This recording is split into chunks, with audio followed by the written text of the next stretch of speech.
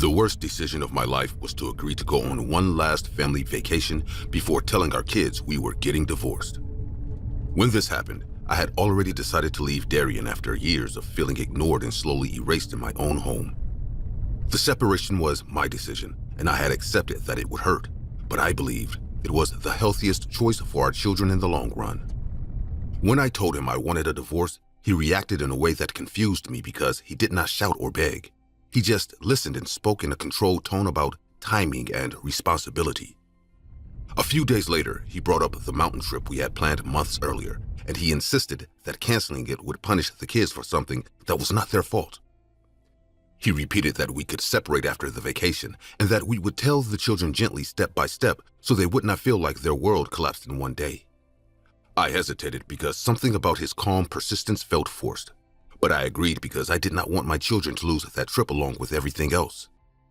The cabin was isolated and surrounded by trees, and once we arrived, the silence felt heavier than I expected because there was no nearby houses and no phone signal. The first day passed without obvious problems, and Darien acted almost cheerful as he helped unpack and cooked dinner. That night, after the kids were asleep, he sat with me in the kitchen and started talking about fixing our marriage as if my decision was temporary. I told him clearly that I was done, and although I stayed calm, I noticed the way he studied my face while I spoke. He leaned back in his chair and said that being away from the city would give us time to think without distractions, and he emphasized that isolation could be good for us. The way he said that made me uneasy, but I told myself I was overreacting and that this week would simply be uncomfortable. The next morning he suggested a hike, and after we returned, I saw him lock the door and check the windows carefully, which felt unnecessary but not alarming. I went into the bedroom to unpack the last bag, and that was when everything shifted. On the bed, there was a duffel bag left open, and inside, I saw thick rope, rolls of duct tape, and a metal bat placed neatly on top. My heart began racing, but I forced myself to breathe slowly. When he appeared in the doorway, he saw exactly what I had found. Instead of denying anything, he closed the door behind him and locked it.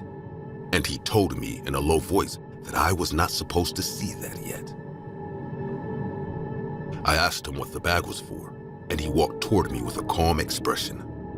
We were not ending this family because you had decided to give up. When I tried to move past him, he grabbed my wrist and twisted it sharply. He pushed me onto the bed and used his weight to hold me down, and even though I struggled and tried to roll away, he tied my wrist tightly behind my back and secured my ankles. He kept repeating that this was temporary and that he just needed time to make me understand. He taped my mouth shut and dragged me into the living room where my kids froze when they saw me tied up on the floor. They started crying immediately, asking what was going on, and he told them that Mommy was confused and needed help remembering what mattered. He forced them onto the floor and tied their ankles while they begged him to stop, and he did it with the same focus he had shown in the bedroom. There was a pause after he finished tying them, and in that silence he stood still, breathing slowly as if considering his next step. That pause filled the room with a tension so strong that I could hear my own pulse in my ears. He removed the tape from my mouth and ordered me to tell the children that I was not leaving him. And when I refused, he slapped me hard enough to knock my head against the table leg. The kid screamed, and he picked up the bat and struck the wall, cracking the plaster to show that he was serious. He pressed the bat against my throat while explaining that divorce destroys families and that he was saving us from a mistake. I could see in his eyes that this was not about love. It was about control, and that realization terrified me more than the weapon in his hands. After a while, he untied my wrist but left my ankles bound, saying that we would talk like adults while the children watched, which made the situation feel even more twisted. I forced myself to speak calmly and asked him to loosen the ropes on the because they were too tight. He hesitated for a second, and that small hesitation gave me a narrow opening. When he bent down to adjust my daughter's rope, I lifted both legs and kicked him as hard as I could in the side of his head. He fell against the coffee table and I rolled off the chair and dragged my bound wrist against the sharp edge of broken plaster until the rope started to tear my skin and it then finally began to fray. He recovered quickly and grabbed my ankle, pulling me backward while shouting that I was ruining everything. I twisted and drove my elbow into his throat, then bit his wrist when he tried to cover my mouth. And although he punched me in the side of the head, I kept moving because stopping meant giving him control again. I freed one hand and crawled to my working at the with fingers that felt slow but determined. He lunged toward me, but I kicked his knee hard enough to make him stumble, and I managed to eye both children. I told them clearly to run to the door and not look back, and their faces showed real fear now, not confusion. The front door was locked, and my hands slipped on the knob while I searched for the keys, and I could hear his footsteps getting closer behind us. I grabbed the keys from the hook, dropped them once, and picked them up again while my son cried that he was coming. He slammed into me from behind and pushed me against the wall, knocking the air out of my lungs, and then pulled my hair to drag me away from the door. I blocked his raised fist with my forearm, drove my knee upward to create space, ignoring the sharp pain in my arm. I twisted free and reached the keys first, then ran outside shouting at the kids to get into the car and lock the doors. He tackled me on the gravel before I could reach the driver's side, and we hit the ground hard while he tried to pry the keys from my hand. I swung my arm and the metal key cut across his cheek, and when he tried to pin my arm, I kicked him repeatedly in the stomach until he loosened his grip. I scrambled up, unlocked the car, pushed the kids inside, and locked the doors behind me. He stood in front of the car for a second, staring at me with an expression that felt empty of empathy, and then he stepped aside with a strange smile that made it clear he was not finished. I started the engine and drove down the dirt road as fast as I could. At the gas station, an employee saw the broken window and our injuries and called the police while I explained what had happened in a voice that did not feel like my own. Officers later found Darian trapped with a broken leg, and he tried to claim that I had attacked him first. However, the ropes in the cabin and the marks on our wrist told a different story, and he was arrested that same night. He is now in prison, and my children and I live in a small apartment far from those mountains. Sometimes I realize how close we came to not making it out of that highway alive. Josh Powell was the main suspect in the 2009 disappearance of his wife, Susan Powell, who vanished from their home in Utah under suspicious circumstances. Their marriage had been deteriorating, and there were reports of controlling behavior and increasing tension before she disappeared in 2012. During a court-ordered supervised visitation with his two sons in Washington state, Powell locked the social worker out of the house, attacked with a hatchet, and then set the house on fire, taking his and both.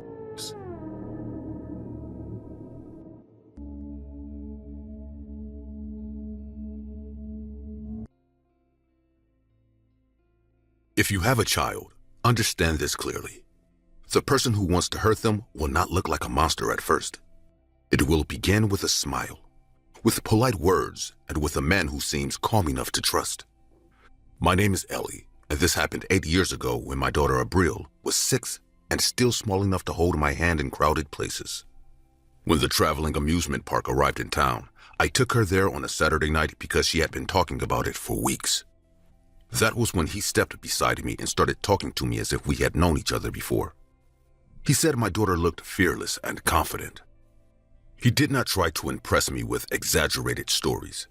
He asked simple questions about Abril's age and school, and he listened carefully to my answers. Nothing about him felt aggressive. I saw him again 3 days later near a bakery close to my apartment, and he greeted me by name. I do not remember telling him my name at the fair, but he said it confidently. He asked about Abril and mentioned details about the ride she had chosen, which meant he had been watching her closely. At first, we began crossing paths too often for it to be coincidence. He appeared near the bus stop when I took Abril to school, and he stood outside of my job, always with an explanation that sounded reasonable.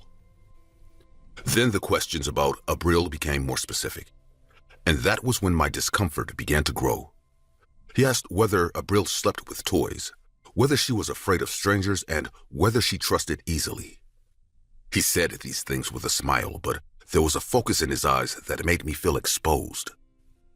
I told him clearly that I was not interested in friendship and that I did not want him approaching us anymore.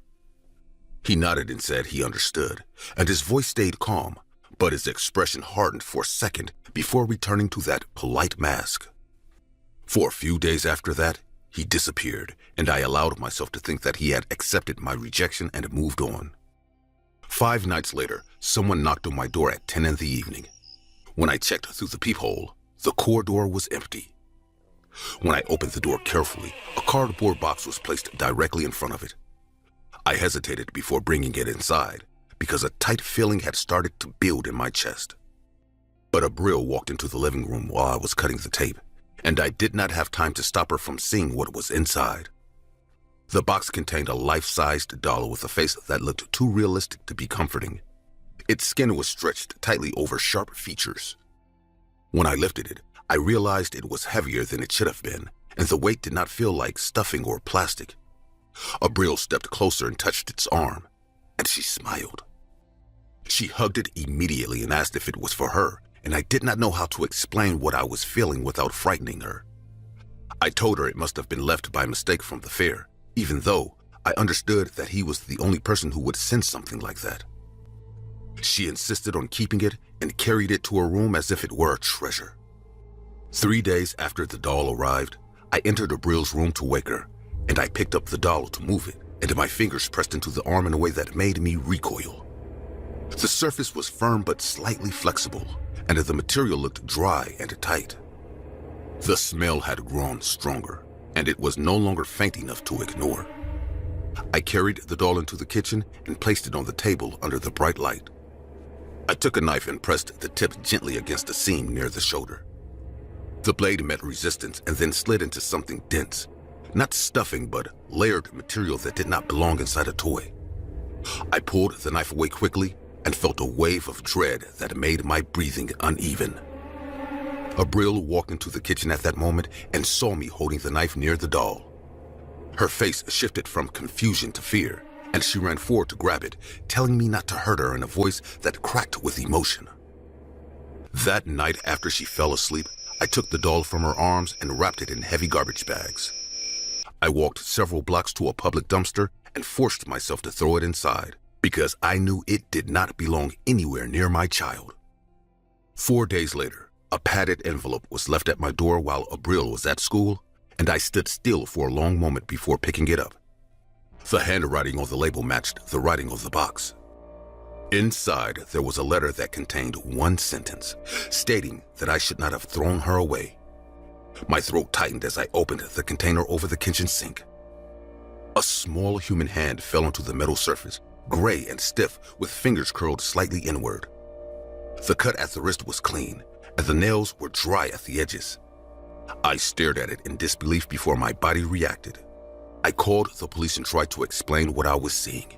They examined the hand carefully and confirmed that it was real, and their expressions changed in a way that told me this was far worse than harassment. The next morning, another package arrived, and this time, I did not open it alone. Inside was the same doll, cleaned and dressed in different clothes, with rough stitches around the neck. Another note rested against its chest, stating that I now had to take better care of her. A couple of days later, the forensic report confirmed that the doll was the preserved body of a young girl, carefully treated and arranged to resemble a toy. Police patrols increased around my building, and Abril stayed with my sister while the investigation moved forward. I replayed every conversation with him, recognizing how carefully he had studied us. Weeks later, he was arrested in an apartment across town, where investigators found multiple preserved bodies of young girls arranged around a table. They discovered chemicals, tools, and notebooks containing detailed notes about children he had observed in public places. Abril's name appeared more than once in those pages. During the trial, I saw him again and noticed that his expression remained calm while the charges were read. He did not look ashamed or frightened, and he did not try to deny what had been found in his apartment. When the sentence was announced, he turned his head slightly toward me. He said that she would have been perfect, and he said it with a quiet certainty rather than anger. Those words have stayed with me longer than any photograph shown in court, because they revealed how he viewed my daughter as something to possess. Abril is 14 now. She remembers the doll only as something strange that I took away from her. I am telling this because predators do not always look violent at first, and sometimes they build trust patiently while planning something that you cannot imagine. I was close to losing my daughter to a man who spoke softly and smiled often. And that is a truth I will never forget. Anatoly Moskvin was arrested in 2011 after authorities discovered he had exhumed dozens of young girls' bodies from cemeteries over several years. He brought the remains to his apartment, where he preserved and dressed them like large dolls, arranging them carefully inside his home. Moskvin claimed he felt connected to the children and treated them as if they were still alive, a detail that shocked investigators and the public alike.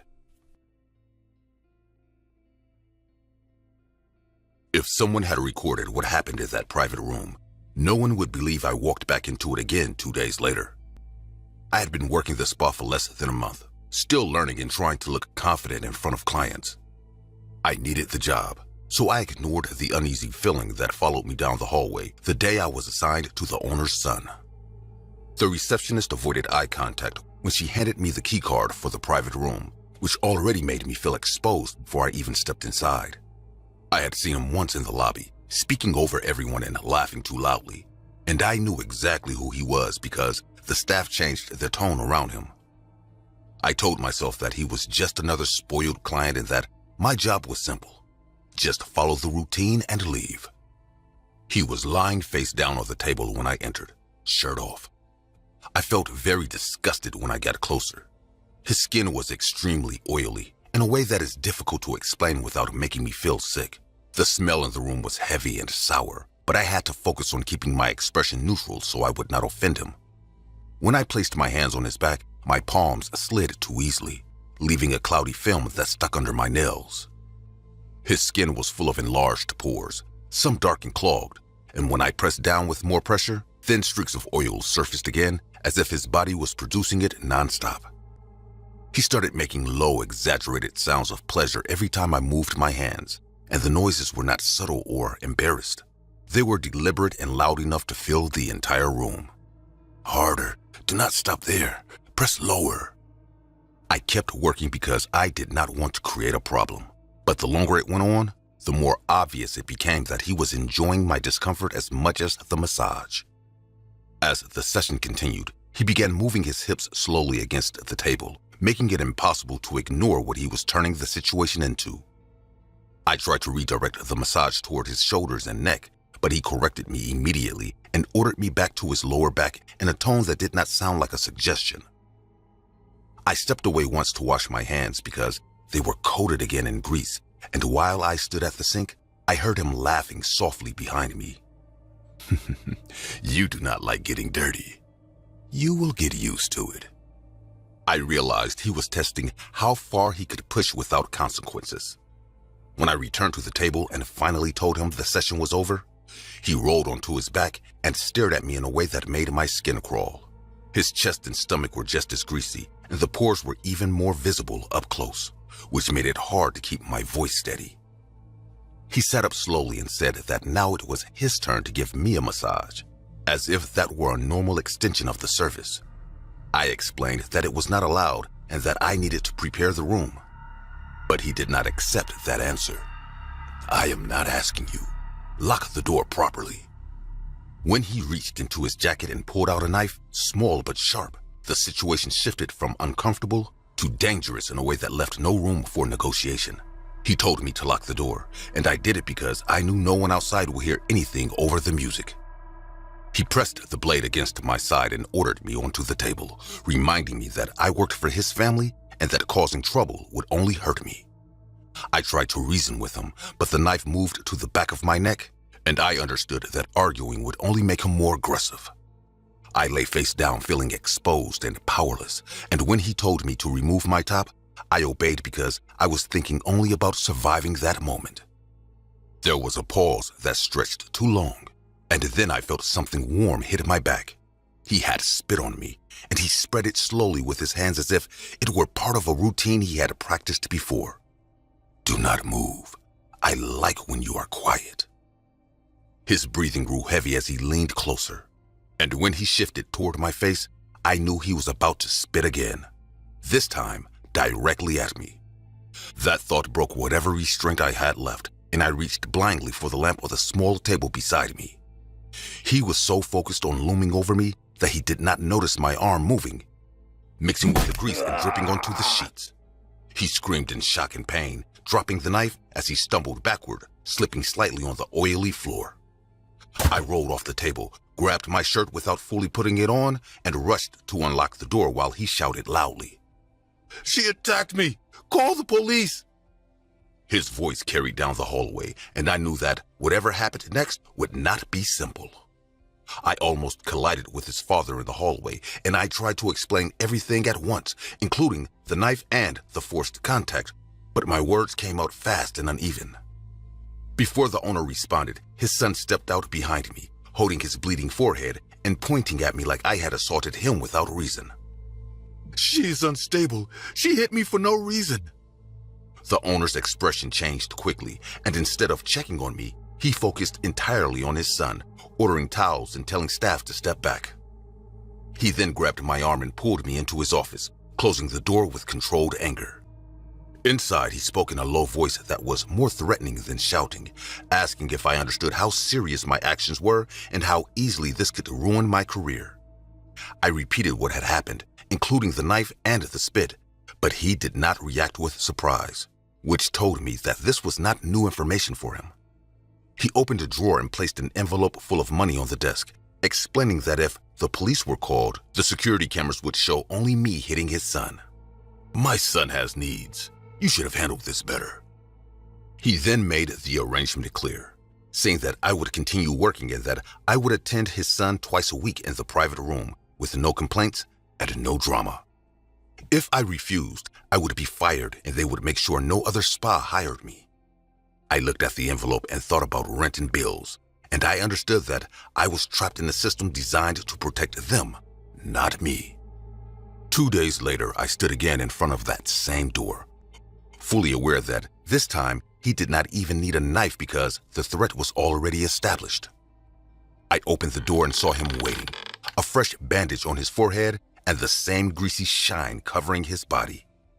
He smiled in a way that showed satisfaction rather than anger. "Be careful with lamps this time." We both know how this works now. I performed the massage in silence, keeping my movements controlled and mechanical, while he continued to comment on my reactions as if it amused him. He did not threaten me openly again, because he did not need to, and that made the situation feel more permanent and more suffocating. When the session ended, he leaned close and reminded me that he would see me again in a few days, and I left the room knowing that I had not escaped anything.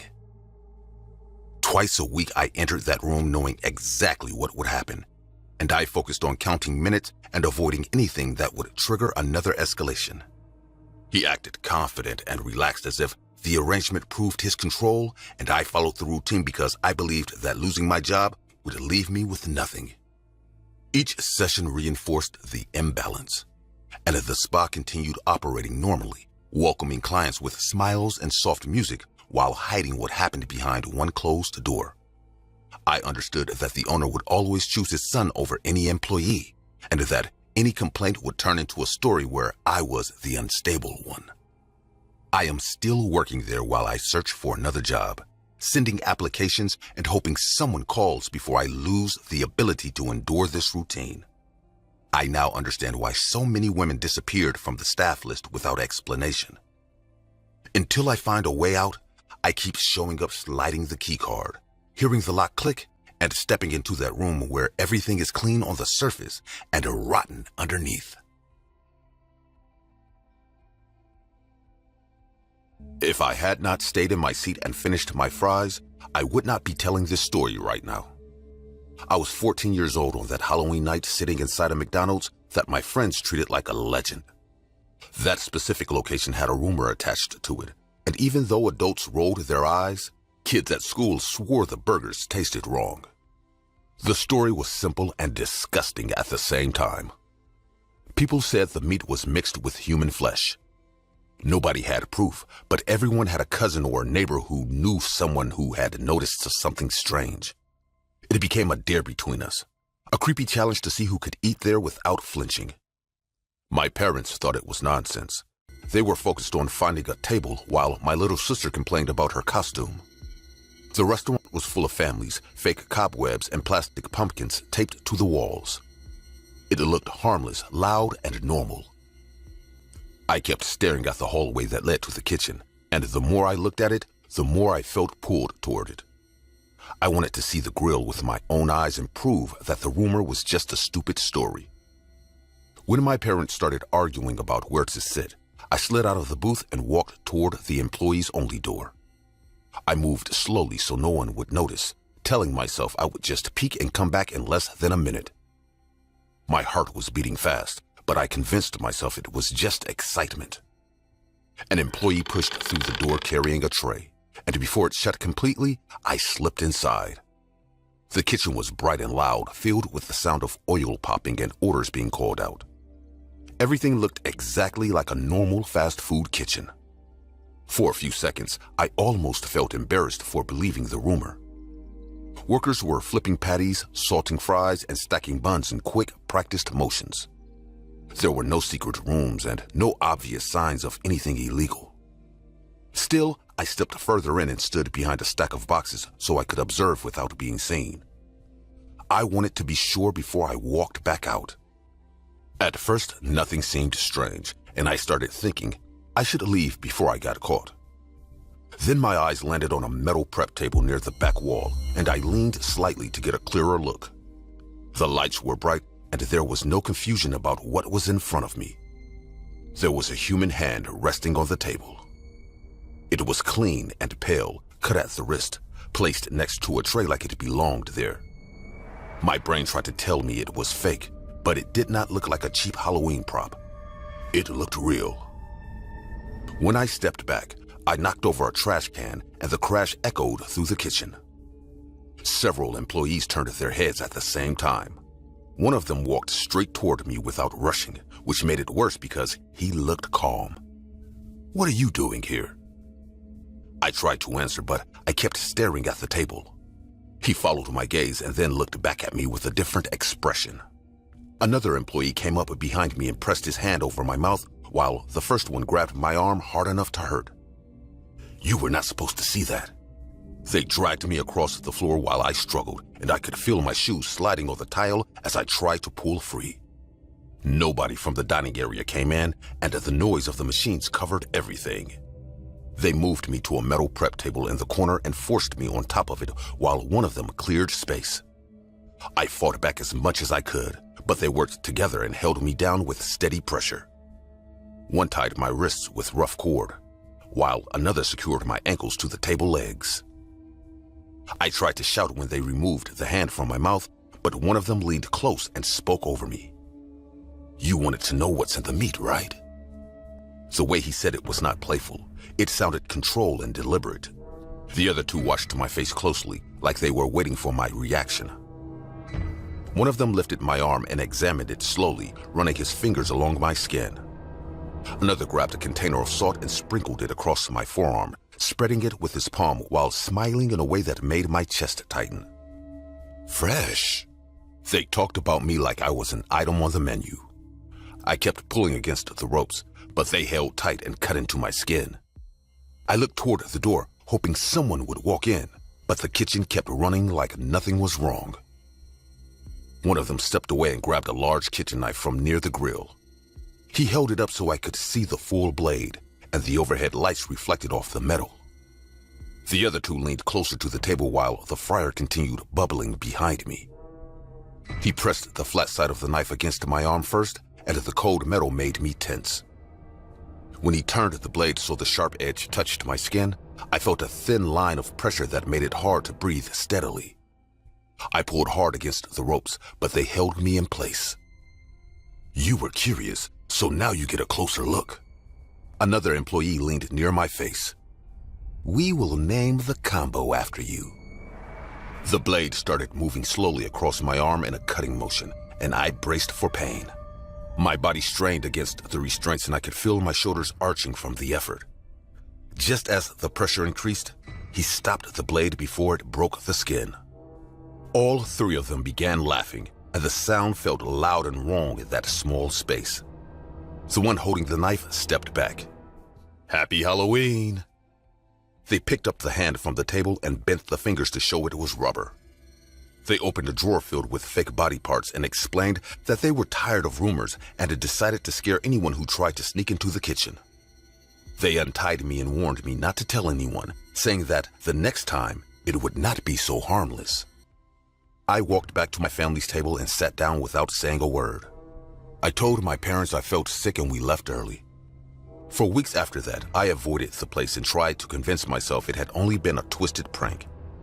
I stopped eating burgers and ignored my friends when they joked about the rumor.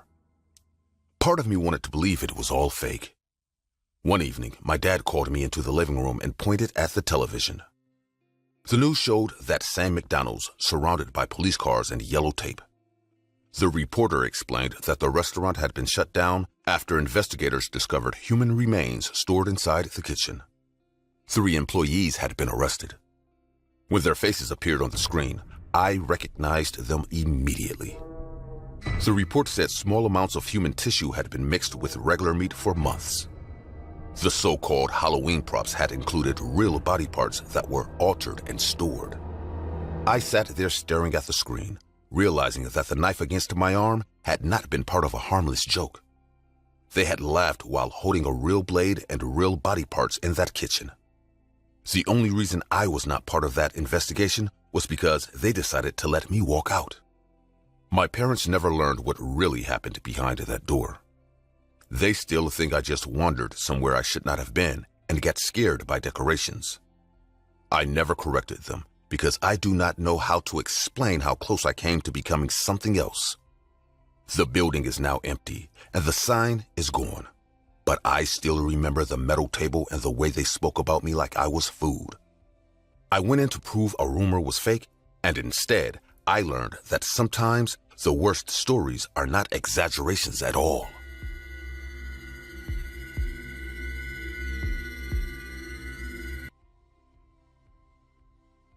When your best friend shows up at your door in the middle of the night and says he needs to leave the city right now, you understand that whatever is happening is already bigger than a simple trip. This happened a few years ago. I knew Ray most of my life. We grew up together, shared plans, trusted each other without question. Months before the trip, he started acting different in a way that was hard to ignore. He avoided crowds, installed extra locks, and kept checking behind him like someone might be following. I tried to help him seek psychological assistance, as his episodes of paranoia only worsened over time. After not speaking with Ray for a while, when we saw each other again, he seemed to have left his problems behind. But one night he showed up at my apartment looking exhausted and desperate. He said he needed to leave the city immediately because staying there was destroying his mind. He told me he could not explain everything yet, but he needed me with him because I was the only person he trusted completely. I thought he was overwhelmed and needed a break, so I agreed to travel with him to a quiet coastal city. I believed a short vacation might calm him down. Honestly, with everything Ray had been through in recent years, it didn't seem like a bad idea to grant his request and take a break. After all, that's what friends are for. I did not understand that he was not planning to rest. We went to a small town far away from the city, which I won't name for safety reasons. I'll just say that it was very peaceful and surrounded by nature. The hotel was small and calm, the kind of place where nothing dramatic ever happens. I expected Ray to relax once we arrived, but instead he became more tense. He kept the curtains closed, refused housekeeping, and moved furniture near the door at night. That really surprised me. I thought I was doing the right thing by coming here with him. On the second evening, he finally explained what he believed was happening. He said he had joined a private group months earlier, something presented as a professional circle that later revealed strict rules and secret meetings. A lodging house. According to him, once you gave your word to them, walking away was not allowed. I told him that stress and isolation can distort perception, and I suggested we return home and look for professional help, this time for real. He reacted sharply and insisted this was not anxiety, but a real threat. He said people connected to the group had been watching him for months. He admitted that the trip was not a vacation, but an attempt to disappear for a while, hide from the lodge. He asked me to trust him and stay until things settled. I agreed, although I was convinced he needed medical help, not distance. The day he vanished felt forced from the start, like we were pretending everything was fine. We had coffee at a bar near the harbor, and although the place was quiet, he kept scanning the room. I tried to keep the conversation normal, but he barely responded and kept checking his phone. That afternoon, he insisted on walking alone because he felt trapped inside the hotel. I offered to join him, but he refused and promised to return before dinner. I watched him leave and told myself giving him space might help.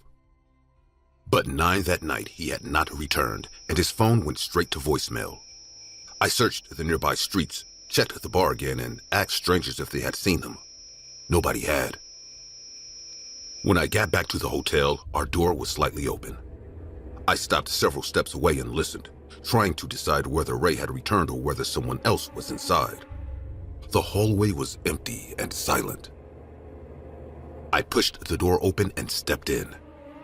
3 men stood in the middle of the room wearing long dark robes and smooth masks that covered their faces completely. They did not move quickly or speak loudly, and their calm posture made it clear they were not surprised to see me. One of them closed the door behind me while others stayed still. They said they were looking for Ray and that he had obligations he failed to complete. Their tone was controlled, but there was no room for negotiation. I told them they were mistaken, but one of them grabbed my arm firmly and another pulled out a cloth with a sharp chemical smell. I understood immediately that they were not there to talk. They forced me toward the wall and pressed the cloth against my face while I struggled to pull away. I held my breath and tried to twist free, but they coordinated their movements. My shoulder hit the wall hard and pain shot down my arm. While fighting to stay conscious, I reached toward the nightstand and felt the emergency button we had noticed earlier. I slammed it repeatedly until a loud alarm filled the room. The sudden noise disrupted them long enough for me to break free. I ran toward the balcony, climbed over the railing, and dropped to the balcony below. The fall hurt badly and left me disoriented, but I forced myself up and ran down the emergency stairs. I did not stop until I reached the street and blended into a small group of people. I stayed awake all night in a diner, trying to process what had happened. By morning, I returned to the hotel and saw police cars outside. A crowd had gathered near the back entrance. On the pavement below the upper floors, I saw a covered body. Even before anyone confirmed it, I knew it was Ray. The police told me he had fallen from a high level during the night. They said there were no signs of forced entry and that security footage showed no one entering or leaving our floor except me. According to the records, Ray had never left the building after we returned from coffee. That detail did not match what I experienced, but I had no proof. The room showed no signs of struggle. There was no alarm record, no visible damage, nothing that supported my story. They found a strange note on his laptop filled with references and coded phrases. The case was labeled undetermined, but the tone of the investigation suggested they believed he jumped after an episode of paranoia. I stood there knowing something had happened inside that building that would never be officially acknowledged. After returning home, I tried to resume normal life, but the memory of those masked men stayed clear in my mind. I avoided discussing the trip in detail and focused on routine. Even simple noises in my apartment started to feel significant. One evening, I came home and found an envelope on my kitchen table. There was no stamp and no return address, which meant someone had entered or had access to my space. I opened it carefully and found a photo of my parents' house taken from across the street. Under the photo was a short typed message that said, "We'll come for you." I reported the letter to the police, but they treated it as a possible prank. I warned my parents without giving them full details because I did not want to alarm them unnecessarily. Deep down, I understood that whatever Ray had feared was not over. After that letter, I stopped pretending I could live a normal life. I left my apartment within a week and did not tell anyone where I was going, not even my parents. Since then, I have moved from city to city, renting small places under short contracts, paying in cash when I can, and never staying long enough to feel settled. I avoid routines, change gyms, switch grocery stores, and never walk the same route twice, because the idea of being predictable feels like handing them a map to find me. I travel light now, with one suitcase that stays half-packed at all times, ready for the next move if something feels wrong. When I sit in cafes, I choose seats facing the entrance, and when someone holds eye contact for too long, I leave without finishing my drink. I do not know if they are actually watching or if fear has reshaped my habits permanently, but the difference no longer matters because my life is built around the possibility that they are patient and organized. Years have passed and Ray's case remains unresolved, discussed online as a mystery with no clear answers, but for me, it never ended. I stopped expecting closure a long time ago, and I already know that the truth doesn't need to be public to be real. That's how it ends for me, with no answers, no justice, just running away. Ray Riviera died in 2006 after falling from the historic Belvedere Hotel in Baltimore under circumstances that remain deeply unsettling. He disappeared after receiving a sudden phone call, and days later, his body was found in a conference room below a hole in the roof. What intensified the mystery was a strange cryptic note taped behind the computer, filled with references to secret societies, Freemasonry, and coded language that investigators struggled to interpret. The causes of his death remain mysterious. The video that ruined our lives started as a cheap attempt to ride a trend that was already everywhere on TikTok. My boyfriend Gustav and I ran a channel where we explored strange places, tested viral apps, and chased trends. When the Randonautica trend came back, Gustav insisted we should try it because the numbers on those videos were huge again. The app generates random coordinates and claims you might find something meaningful or disturbing if you follow them. We both thought it was nonsense, but nonsense that could easily turn into millions of views if something unusual happened on camera. The location it gave us was a quiet stretch of beach about an hour from the city, far from tourist areas and mostly empty, even during daylight. That kind of isolation worked well for filming because there were no interruptions, no curious strangers, and no background noise except the ocean and the wind. At that moment, we were excited in a normal way, the same energy we had before any new upload. If someone had told me that this trip would end with police tape, I would have laughed because nothing about that gray afternoon looked important or dangerous. We began recording as soon as we stepped onto the sand because viewers like to see the entire journey toward the coordinates. Gustav spoke to the camera while I followed the GPS marker, adjusting our direction whenever the arrow shifted. The beach looked empty enough that our voices carried easily over the sound of the waves. After several minutes of walking, I noticed something dark ahead, near the waterline that did not match the natural shapes around it. At first I assumed it was debris from a boat or a large container washed ashore, but the outline looked too straight and deliberate to be random trash. As we approached, both of us slowed down because the object was clearly a large suitcase lying on its side in the wet sand. One corner was partly buried, and the tide kept reaching it before sliding back again, leaving a dark outline around the shell. The sight felt wrong in a way that neither of us could explain, but the camera was still recording, so we kept moving closer. Gustav suggested that someone might have lost it, or that it had fallen from a ship. Yet his voice sounded strained as he spoke, because the suitcase looked heavy and intentionally placed rather than accidentally abandoned. We exchanged a brief look that said we were both thinking the same thing, but neither of us wanted to say it out loud. We stood next to the suitcase for several seconds, while the wind pushed sand against our shoes and the water crept forward again. Neither of us touched it immediately because the situation had shifted from exciting to deeply uncomfortable, and the silence between us felt thicker than the air. I finally nudged the suitcase with my foot to see if it would move easily, but it barely shifted despite the wet sand beneath it. That small resistance made my chest tighten because luggage filled with clothes should not feel that solid. Gustav lowered the camera slightly.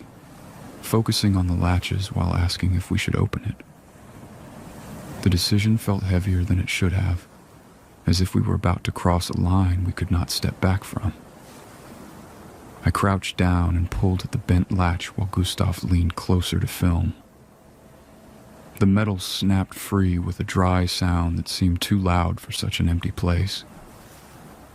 When I lifted the lid slightly, something inside shifted with a dull, heavy movement that did not resemble normal objects. Gustav moved closer, trying to capture the interior on camera, and the moment the opening widened, a thick, rotten smell rushed out so strongly that he recoiled while covering his mouth. Inside were several black garbage bags packed tightly together, and one of them had split enough to reveal pale human skin pressed against the plastic. It took a second for my brain to accept what I was seeing, but once it did, I slammed the suitcase shut with both hands while Gustav stumbled backward, making a sharp sound that did not sound like anything I had heard from him before. For a few seconds, we just stared at the closed suitcase while the camera lay forgotten in the sand, recording our reaction. The reality of what we had found settled in slowly, bringing a cold sense of danger that had nothing to do with the ocean or the empty beach. Gustav said we needed to call the police immediately, and his voice trembled despite his effort to stay composed. I dialed emergency services while keeping my eyes fixed on the suitcase because the idea of turning away from it made me feel exposed. While I was on the phone, a wave surged farther than the others and struck the suitcase directly, pushing it slightly to one side. Gustav grabbed my arm and pulled me backward, clearly afraid that the lid might open again and expose what we had already seen. The minutes before the police arrived felt painfully slow, filled only with the steady rhythm of the sea and the distant cries of birds. When the flashing lights finally appeared, relief hit so hard that my legs felt weak, even though I had not moved much at all. Officers secured the area quickly and moved us away while asking how we discovered the suitcase. One of them opened it carefully while another blocked our view, but the expressions on their faces confirmed everything we already knew. The video began spreading online almost immediately because the recording had partially uploaded before we stopped filming.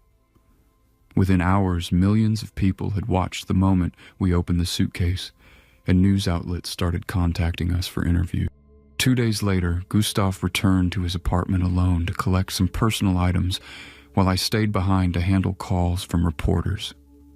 The building hallway looked normal when he arrived, quiet and unchanged, which made what happened next even more shocking. As soon as he stepped inside and closed the door, a man rushed from behind the entrance corner and grabbed his shoulder violently.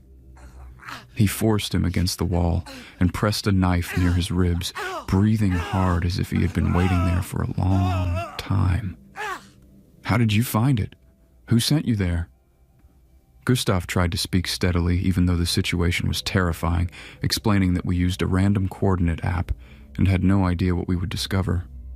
The man stared at him with intense suspicion and shook his head, clearly convinced he was lying. "Someone told you. You ruined everything." He repeated the truth, describing the trend, the filming, and the fact that millions of people use the same app without any control over where it sends them.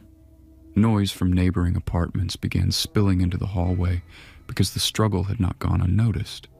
The man's focus shifted toward the door as voices grew louder outside, and his grip tightened as panic replaced his earlier control. Gustav continued speaking calmly, hoping to keep him from reacting violently while the sounds outside increased. Sirens approached in the distance, growing louder with each passing second. When the police arrived, the man shoved him to the floor and tried to escape through the hallway, but officers intercepted him almost immediately. Gustav remained inside, shaken but alive, while the chaos moved outside his apartment. Investigators later identified him as Michael Lee, the landlord of the 2 victims found in the suitcase. He had murdered Jessica and Austin after a dispute over unpaid rent and disposed of their bodies at the beach, believing no one would ever discover them. Michael Lee eventually confessed once the evidence against him became overwhelming, and the case drew massive public attention because of the viral video that documented the discovery. For viewers, it was shocking content, but for us, it became a permanent shadow that followed everything we did afterward. I began receiving letters from him in prison, filled with anger and accusations that we had intentionally exposed him. Each letter repeated the same demand for an answer, insisting that someone must have guided us to that exact location. Michael Lee is still in prison, still sending letters, and still asking the same question. Who sent you to the suitcase? Michael Lee murdered his tenants, Jessica and Austin, after they fell behind on a rent payment, then hid their dismembered remains inside a suitcase and abandoned it. 3 teenagers later discovered the luggage and posted the find online without realizing it contained human remains. The video quickly went viral, reaching around 30 million views, which drew massive public attention and ultimately led investigators to the case. For 2 years, I worked as an Uber driver in a mid-sized city in the United States. I started the job after losing my office position during a round of layoffs. Driving people around was not glamorous, but it paid my rent and gave me control over my hours. I also had one rule. I only accepted rides from women. I canceled every other request. Some passengers complained about it online, but I did not care. Late nights and strangers in the back seat can go wrong very quickly. I decided early that I would not take that risk. Most nights were simple. Pick someone up from a bar, drive them home, listen to short conversations about work or relationships, then move on to the next ride. The app kept everything organized: name, location, rating. I followed the map and avoided trouble. The ride that destroyed my life started like any other. A request appeared on my phone from a passenger named Elsa. The rating was good. Pickup location was a quiet apartment street not far from downtown. I accepted the ride without thinking much about it. The street was calm when I arrived. I parked near the curb and waited. A woman stood near the building entrance. She checked her phone, then looked at my car. Before she could move, a man walked up behind her. He leaned down and he kissed her quickly. She did not look pleased. Her shoulders were tense and she kept glancing at the car. The man opened the back door and climbed inside instead of her. The woman stayed on the sidewalk. She crossed her arms and watched him sit down. Sorry about this. My phone died earlier. She ordered the ride for me. Oh, but that's okay. That kind of situation happened sometimes. I preferred female passengers, but the ride had already started, and he seemed friendly enough. Just add a note in the app next time, that's all. He nodded and thanked me. His voice was calm. Nothing about him stood out. I started driving toward the destination on the map. A few minutes into the ride, the man leaned forward slightly. Actually, I need to change the trip. I forgot something at my place. Can we stop there first? That happened all the time. Passengers adjusted destinations during rides. I told him to update it in the app. He picked up his phone and tapped the screen. A moment later, the map changed. While the navigation recalculated, I noticed something that did not make sense. He had told me his phone battery was dead, yet he was using it now without any problem. I kept driving, but the thought stayed in my head. The first destination was only 5 minutes away. Before we reached it, the road became quiet. No traffic, no pedestrians, just apartment buildings and closed storefronts. I slowed the car and stopped at the address the app showed. For a few seconds, nobody spoke. The man in the back seat looked out the window like he was waiting for someone. The passenger door suddenly opened. Another man stepped into the car and sat beside him. The first man no longer looked friendly. His face went blank. He stopped smiling and leaned back into the seat. I tried to keep my voice steady. I thought you were picking something up. No answer. That was the stop, right? The new passenger closed the door slowly. Drive to the second destination. His voice was quiet and flat. The map updated again. I looked at it for a second. The route was heading toward the edge of the city. I drove for 10 minutes before speaking again. This area isn't a normal drop-off zone. I don't feel comfortable going out there. I'm ending the trip. The car rolled to a slow stop on the road. For a moment, nothing happened. Then one of them grabbed my hair from behind and pulled my head backward. My neck bent against the seat. I could not see clearly. My hands tightened around the steering wheel. Cold metal pressed against my throat. It was a knife. The second man leaned close to my ear. "Keep driving." His voice did not rise. He spoke like someone giving a simple instruction. Quiet, straight ahead. My heart started pounding so hard that my vision blurred for a moment. The man holding my hair did not pull harder. He just kept my head tilted back enough to remind me he could. No one else spoke. I started driving again. The next 20 minutes were silent. Both men sat behind me, watching every movement. I could see them in the mirror. They never looked away. No conversation, no instructions, just steady staring. I gripped the wheel and followed the map while the city lights disappeared behind us.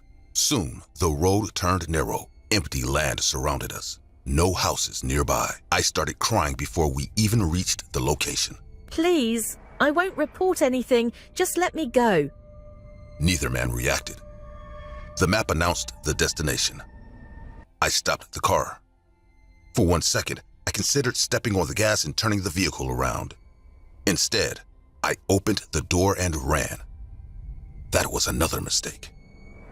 My legs barely carried me 3 steps. Someone tackled me from the side. The third man knocked the air out of my chest when he slammed into me. We both crashed into the dirt beside the road, and I lost control of my breath. Before I could even roll away, the other 2 were already on top of me. One of them grabbed my jacket and dragged me a short distance, while the others began kicking my ribs and my legs. The blows came fast and methodical. They were not yelling or threatening me. They were simply doing it. I tried to crawl away, but someone grabbed my ankle and pulled me back. Another kick landed in my side and forced the air out of my lungs again. I rolled onto my back and raised my arms to block my face. One of them shoved a cloth into my mouth and tied it tight behind my head. I could barely breathe through it.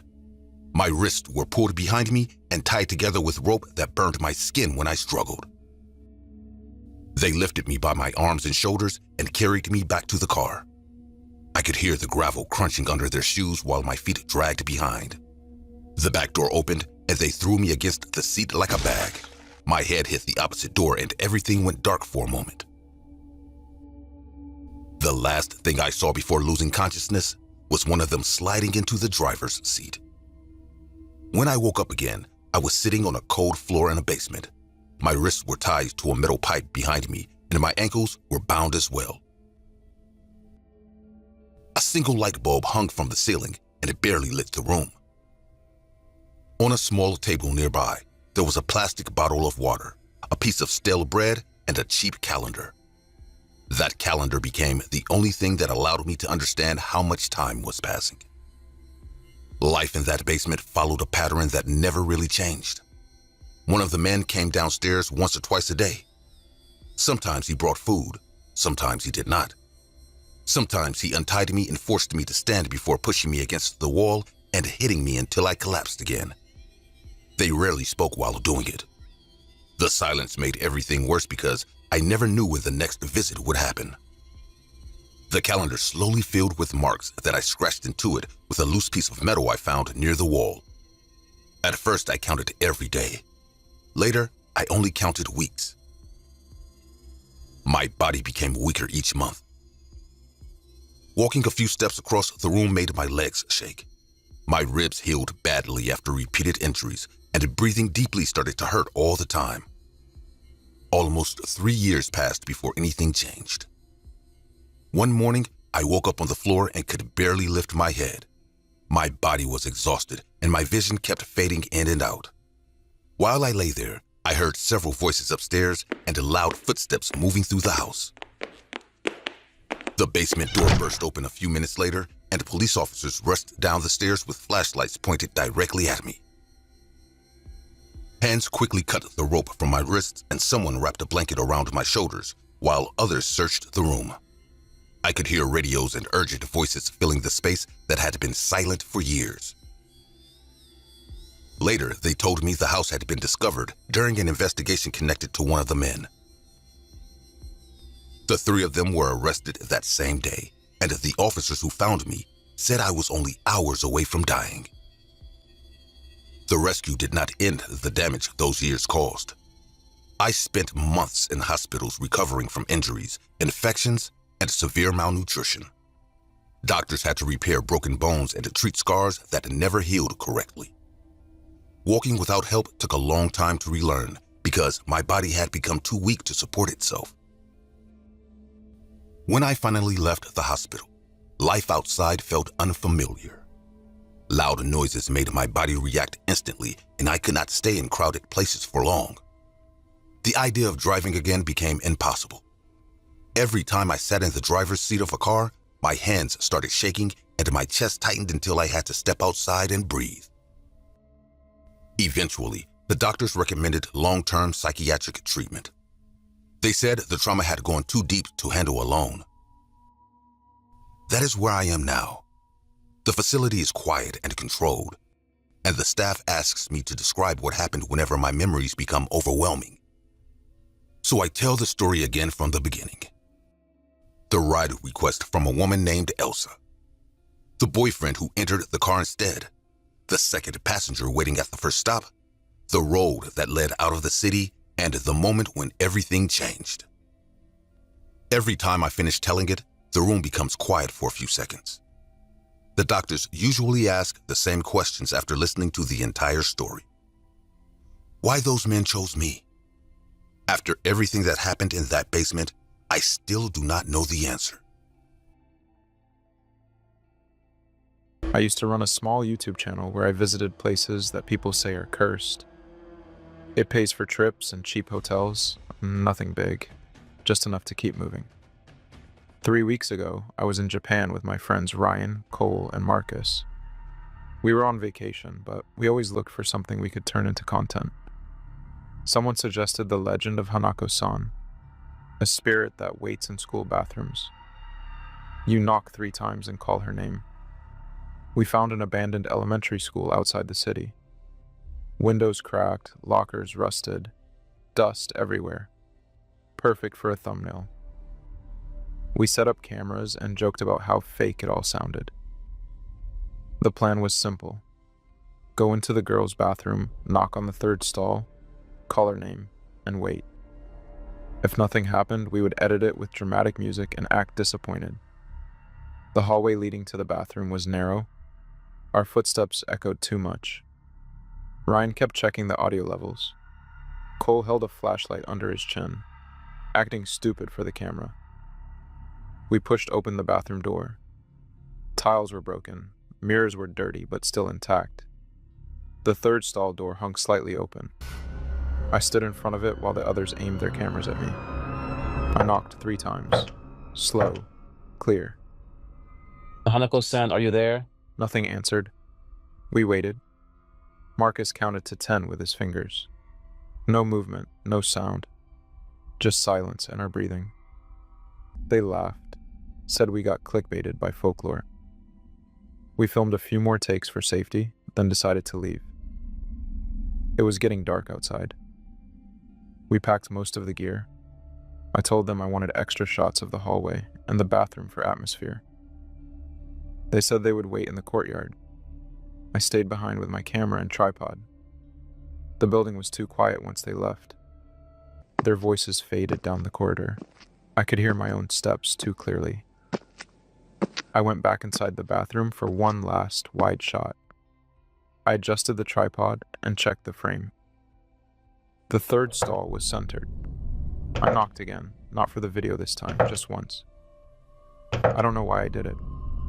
For a few seconds, nothing happened.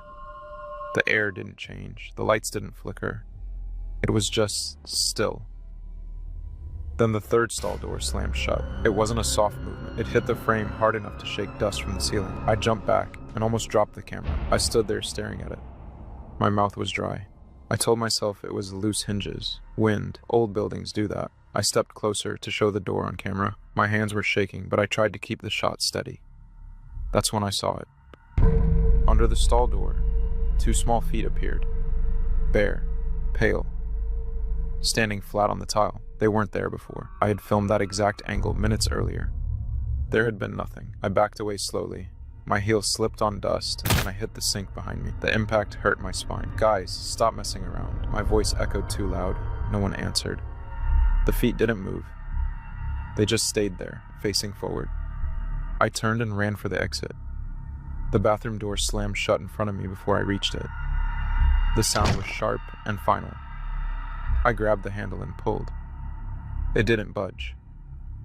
Ryan, open the door. I hit it with my shoulder. Pain shot through my arm. The door didn't even shake. Behind me, I heard the stall latch click open. I didn't turn around at first. I kept pulling at the handle, twisting it hard enough to hurt my wrist. There was a slow sound behind me, bare feet touching tile. One step, then another. I forced myself to look. The stall door was open now. A small girl stood inside. Short black hair, red skirt, white shirt stained near the collar. She stepped out into the bathroom. Her face was calm. She didn't blink. She walked toward me at a steady pace. I tried to move sideways. My legs didn't respond. It wasn't fear freezing me. I've been scared before. This was different. My muscles felt locked, like someone was holding every joint in place. She stopped a few feet away, close enough for me to see her eyes clearly. Why did you call me? Her voice was soft but flat. No anger, no sadness. I tried to answer. My jaw trembled, but no words came out. She tilted her head slightly. Don't you want to play anymore? I could feel tears running down my face. I wasn't trying to cry. It just happened. She smiled. That's fine. I'll play anyway. She stepped closer until her face was inches from mine. I could see the small cracks on her lips. Her hand shot up and grabbed my cheeks. Her fingers were cold and strong. Too strong for a child. I tried to pull back, but my body still refused to move. She opened her mouth. Black liquid poured out. It wasn't a small amount. It came out thick and heavy, covering my nose, my eyes, my mouth. It tasted bitter and metallic. I screamed, but it filled my throat. I coughed and choked. It went into my nose and burned. She didn't stop. She kept holding my face, emptying more into me. I couldn't breathe. My chest spasmed. My vision blurred completely. Everything went dark. I woke up on the bathroom floor with my back against the cold tiles. My throat burned and my chest hurt from coughing. Ryan was shaking my shoulders, while Marcus kept repeating my name. Cole had the camera pointed at my face, but his hands were trembling so much that the frame kept drifting. They said they found me in the hallway on my knees, crying and choking. According to them, I suddenly ran back into the bathroom alone and slammed the door. When they forced it open, I was on the ground, clawing at my own face like I was trying to scrape something off. I pushed them away and crawled toward the sink.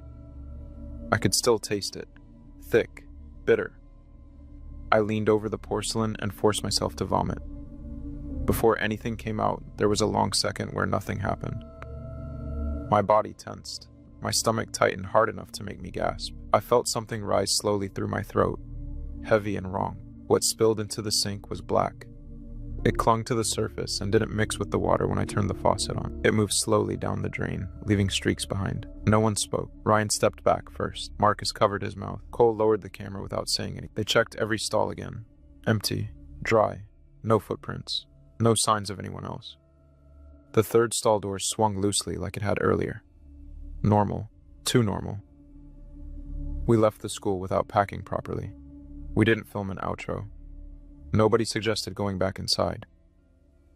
Back home, I thought distance would fix it. It didn't. Every night, I woke up facing my bathroom door. I wasn't choosing to. My body just turned that way. I couldn't move when it happened, not even to blink. I didn't see her standing there. I never saw her again. But I knew she was on the other side of that door. waiting for me to knock. My health started failing. I lost weight fast. I couldn't keep food down. Sometimes I would cough and black liquid would come out. Not a lot, just enough to remind me. Doctors ran tests. They found nothing. They suggested stress. Ryan stopped answering my calls. Marcus deleted the footage from that day. Cole said the camera glitched during the important parts. I'm alone now. Everyone left me. All my days are just the same. I just wait for her to come play with me. If I'm lucky, one of these days, she will get bored and just end me.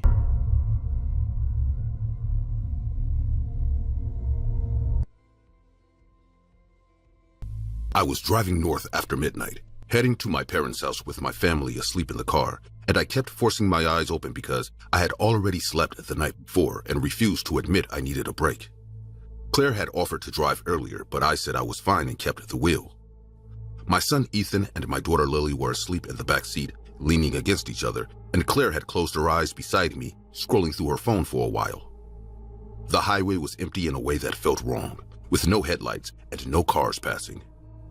I knew this road well, and I could list every exit in order without thinking, so I expected to see the gas station near exit 14 soon. It never appeared.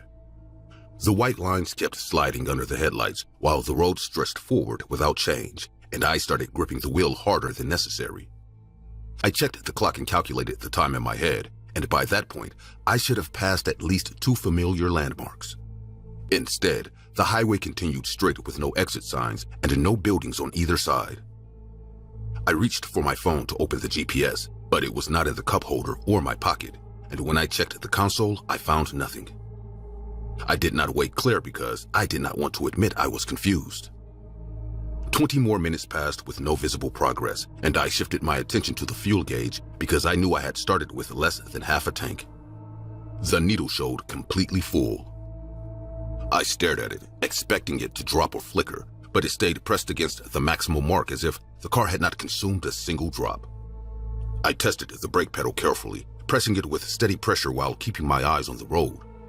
The car did not slow down. I pressed harder, then tried lifting my foot from the accelerator, but my leg would not move and felt locked in place. My fingers were clamped around the steering wheel, and no matter how much I tried to loosen them, they would not release. The highway ahead changed abruptly, and deep cracks split across the lanes while dark red stains spread unevenly across the asphalt. The headlights revealed torn fabrics and shapes that looked disturbingly human scattered across the road. I blinked several times, hoping fatigue was distorting my sight, but the details sharpened instead of fading, and the car continued forward at the same speed over the broken pavement without swerving. I realized I had no control over the vehicle or my own body, and that understanding created a focused fear that pushed every other thought aside. Before looking into the rearview mirror, I hesitated because I sensed that whatever was behind me would confirm that this was not exhaustion. My chest felt tight and my pulse pounded loudly in my ears. When I looked, I saw 2 figures running directly behind the car at full speed, matching the vehicle without effort. Their arms bent sharply at wrong angles, and their mouths were stretched open as they screamed. The sound reached me through the closed windows, sharp and constant, and it drilled into my head without pause. Their eyes were fixed on me through the mirror. I tried to call Claire, forcing my voice out while my body stayed locked, but she did not move. The figures leaned forward as they ran, and their screams grew louder. I felt a hand grip my shoulder from the passenger side, and I turned my head slowly because I knew something was sitting beside me. A woman was there, with her neck twisted completely around and her face crushed out of shape. Yet her eyes were focused and intense. She leaned closer and spoke carefully. "Wake up. You do not belong here." Her grip tightened while the screaming behind the car rose to a piercing level that felt unbearable.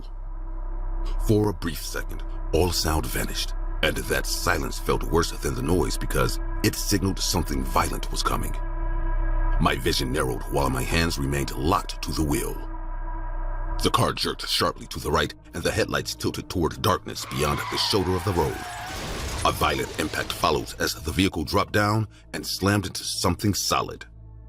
The steering wheel hit my chest, the windshield shattered, and my head snapped forward before slamming sideways. The seatbelt cut into my collarbone while the car twisted and stopped at an angle. I heard Ethan and Lily crying behind me, and the panic cut through the smoke filling the cabin. I turned toward Claire and saw her body slumped against the door with her neck bent at a severe angle, identical to what I had just seen. Men shouted outside while pulling at the doors, and rough hands dragged me out before cutting the seatbelt.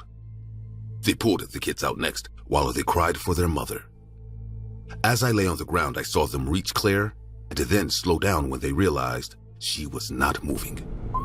Sirens approached while my vision faded.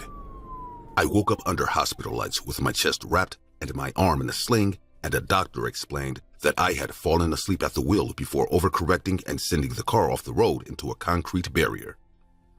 He said my children would recover, but Claire died instantly from a neck fracture.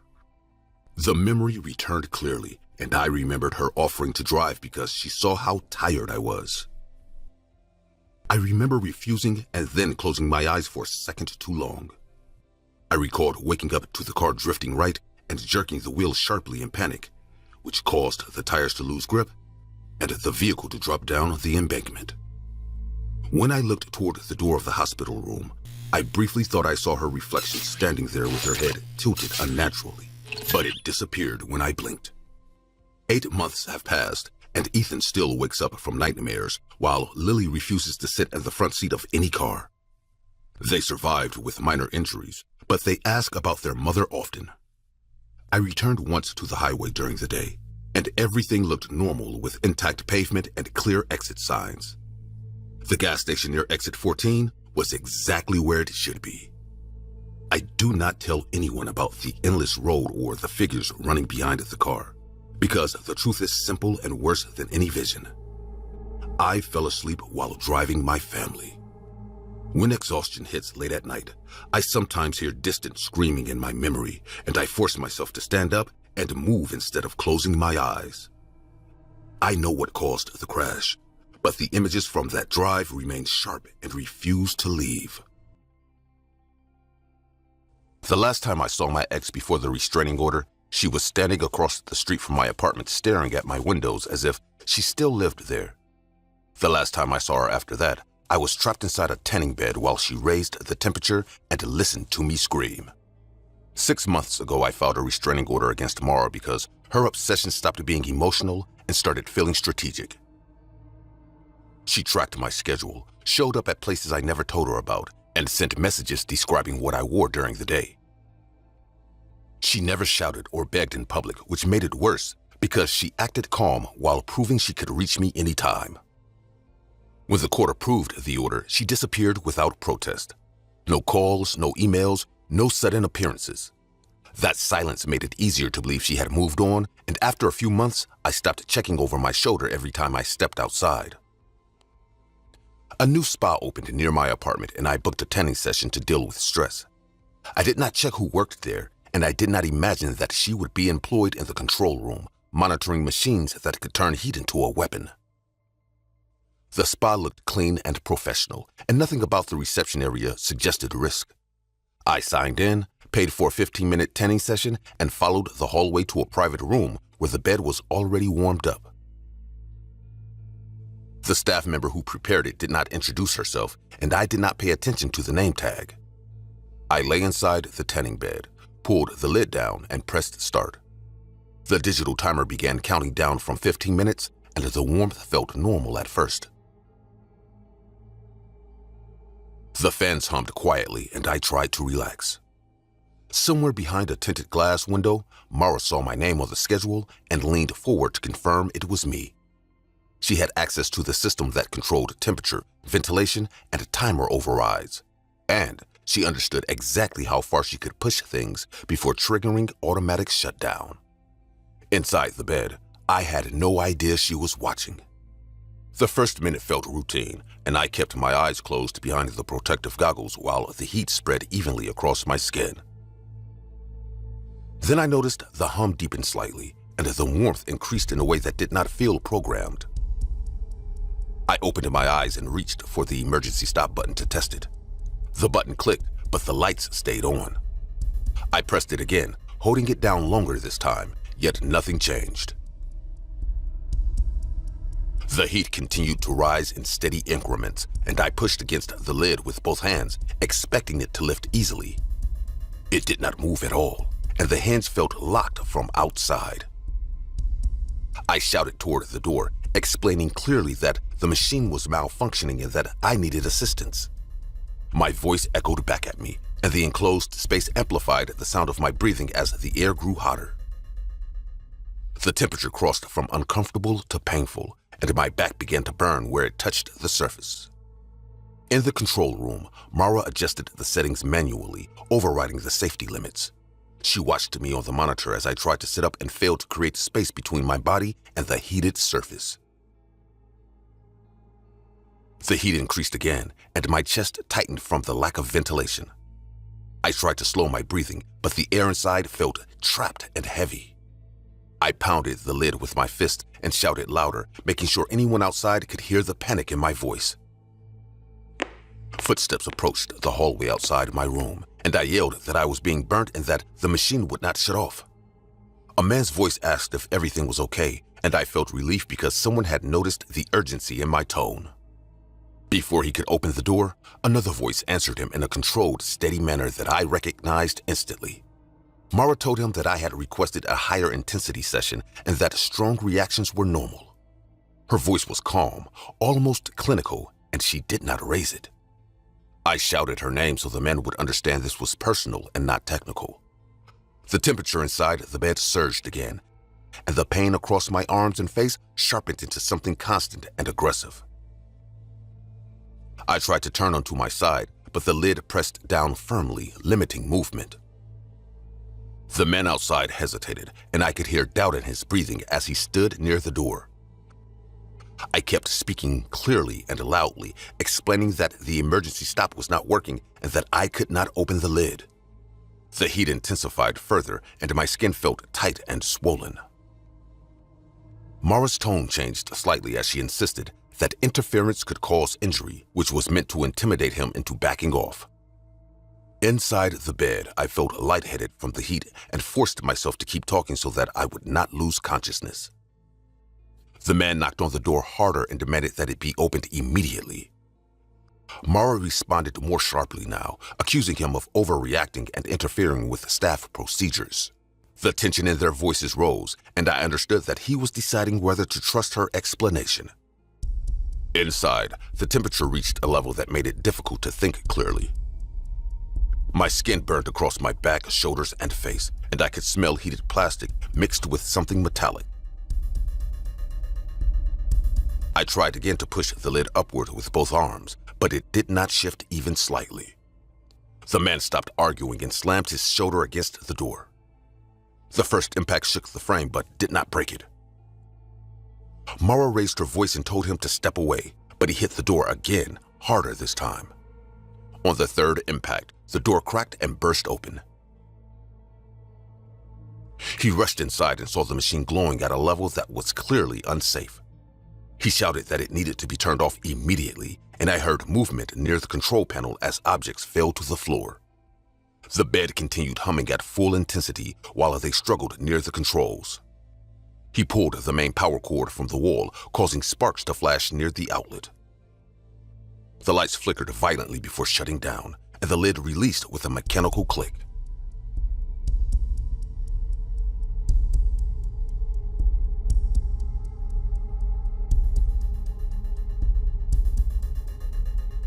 When I touched my face, the skin felt swollen and uneven under my fingers.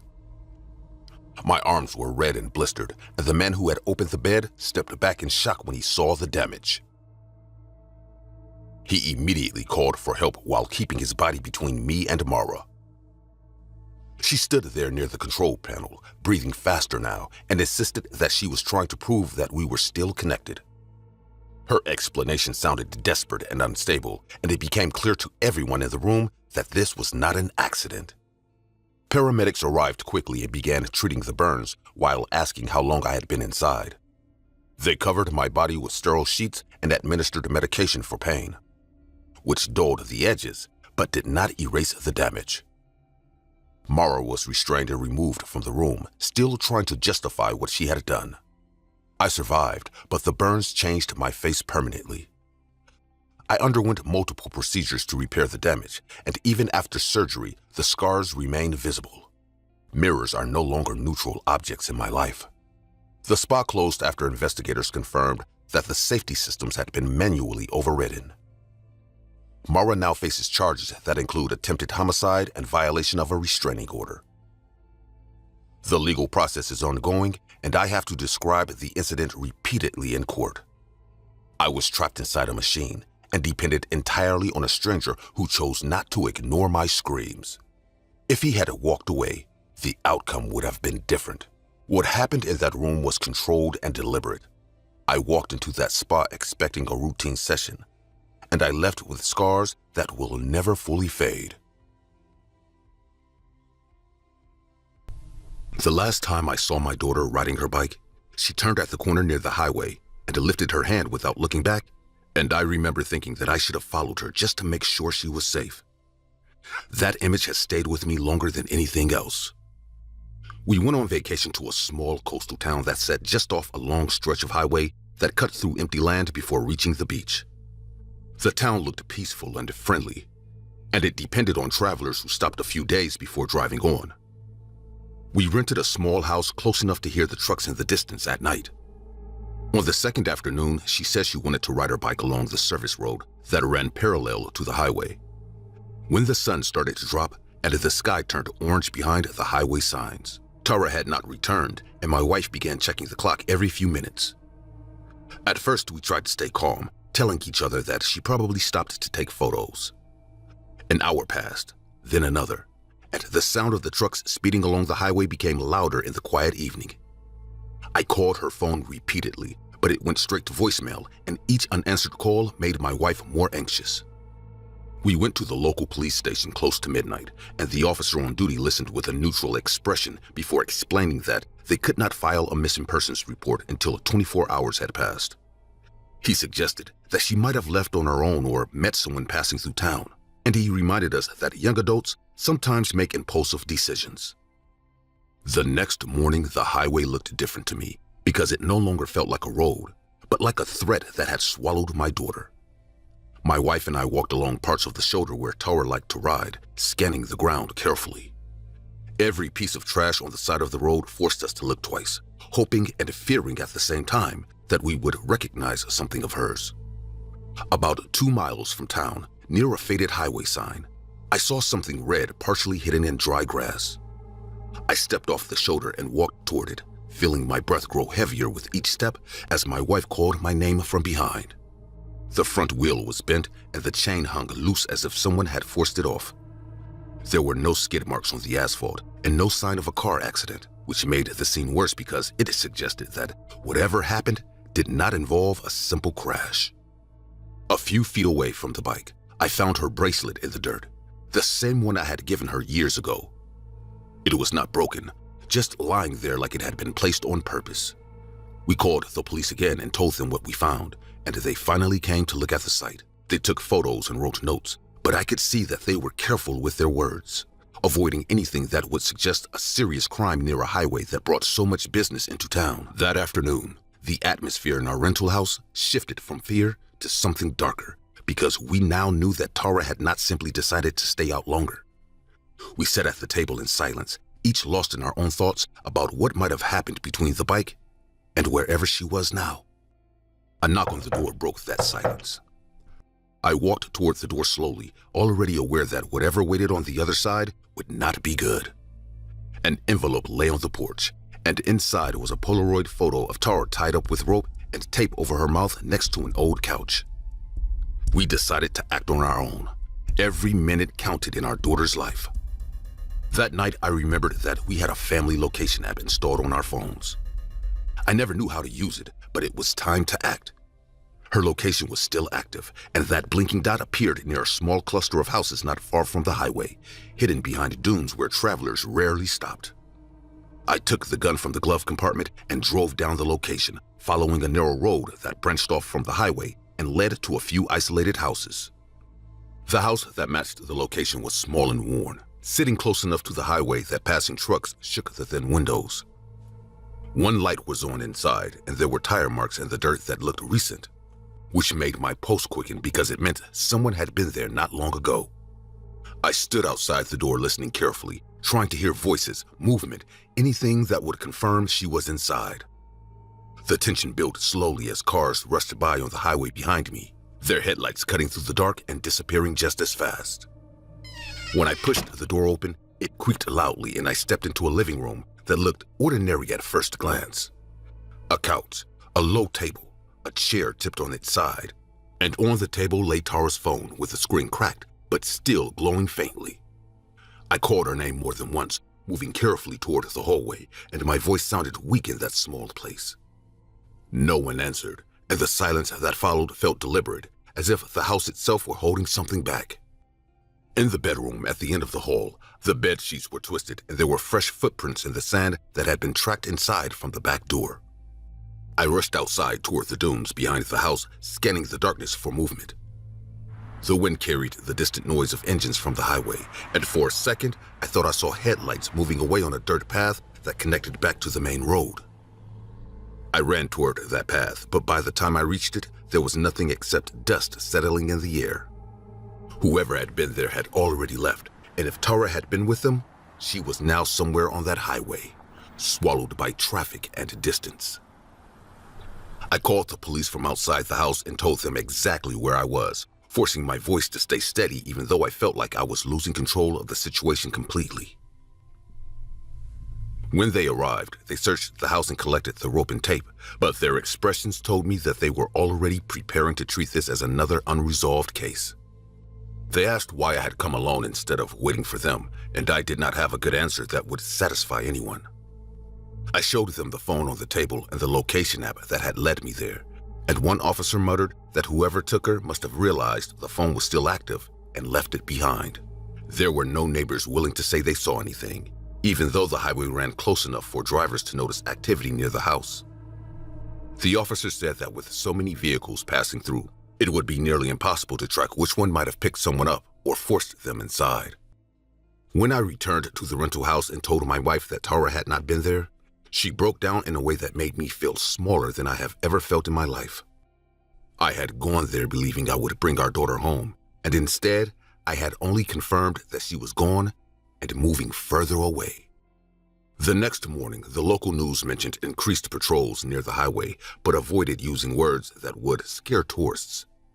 Flyers with Tara's face began appearing near gas stations and rest stops, yet the road remained busy and indifferent, carrying strangers in and out without stopping. Months turned into years, and the highway never gave her back. We never received another photo or message, and no one ever admitted to seeing her get into a car that day. I still check online forums where people discuss disappearances along highways, reading theories that range from organized crime to random predators who look for isolated roads. None of those theories bring her closer. Tara Calico was a 19-year-old woman who disappeared in 1988 while riding her bike along a highway during what seemed like a normal summer outing. She never returned home, and months later a Polaroid photograph surfaced showing a young woman bound and gagged, leading many to believe the girl in the image could be her. The photo intensified national attention and turned her disappearance into one of the most disturbing unresolved cases in the United States. Surrounded by conflicting witness accounts, rumors about passing vehicles, and ongoing theories that continue decades later.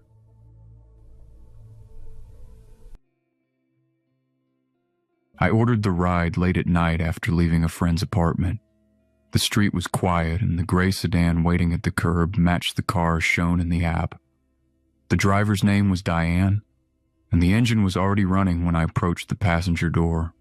The window rolled down and a middle-aged woman leaned slightly toward me with a bright and welcoming smile. She greeted me with a cheerful tone that immediately made the situation feel relaxed. Hey there, you must be Colin. Yeah, that's me. Good, hop in. The inside of the car smelled clean and warm. Soft music played quietly while she pulled away from the curb and joined the avenue traffic. Diane began talking almost immediately, asking simple questions about work and the neighborhood. Her voice carried a natural friendliness, and she laughed easily during the conversation. The ride started like any normal trip through the city. Nothing about her behavior suggested anything strange or dangerous. The car continued down the avenue while she kept chatting in an energetic and pleasant way. At that moment, the ride felt completely normal. After several minutes, the subject of the conversation slowly shifted. Diane began talking about the people she meets while driving for Uber and how many passengers share personal stories during rides. She said people often feel lost and uncertain about their lives. Her voice became more serious while explaining these thoughts. She spoke about temptation and how the world pushes people away from the right path. Then she mentioned church. Diane explained that she volunteers every Sunday and believes faith gives people the discipline they need. The energy in her voice grew stronger while she spoke. You know, people forget what really matters. I looked out the window as traffic lights passed above us. What do you mean? She tightened her hands on the steering wheel before answering. I mean, people forget God. A few seconds later, she asked the question. Do you believe in God, Colin? I answered honestly. No, I'm an atheist. Her smile vanished immediately. Diane stopped speaking the moment I finished that sentence.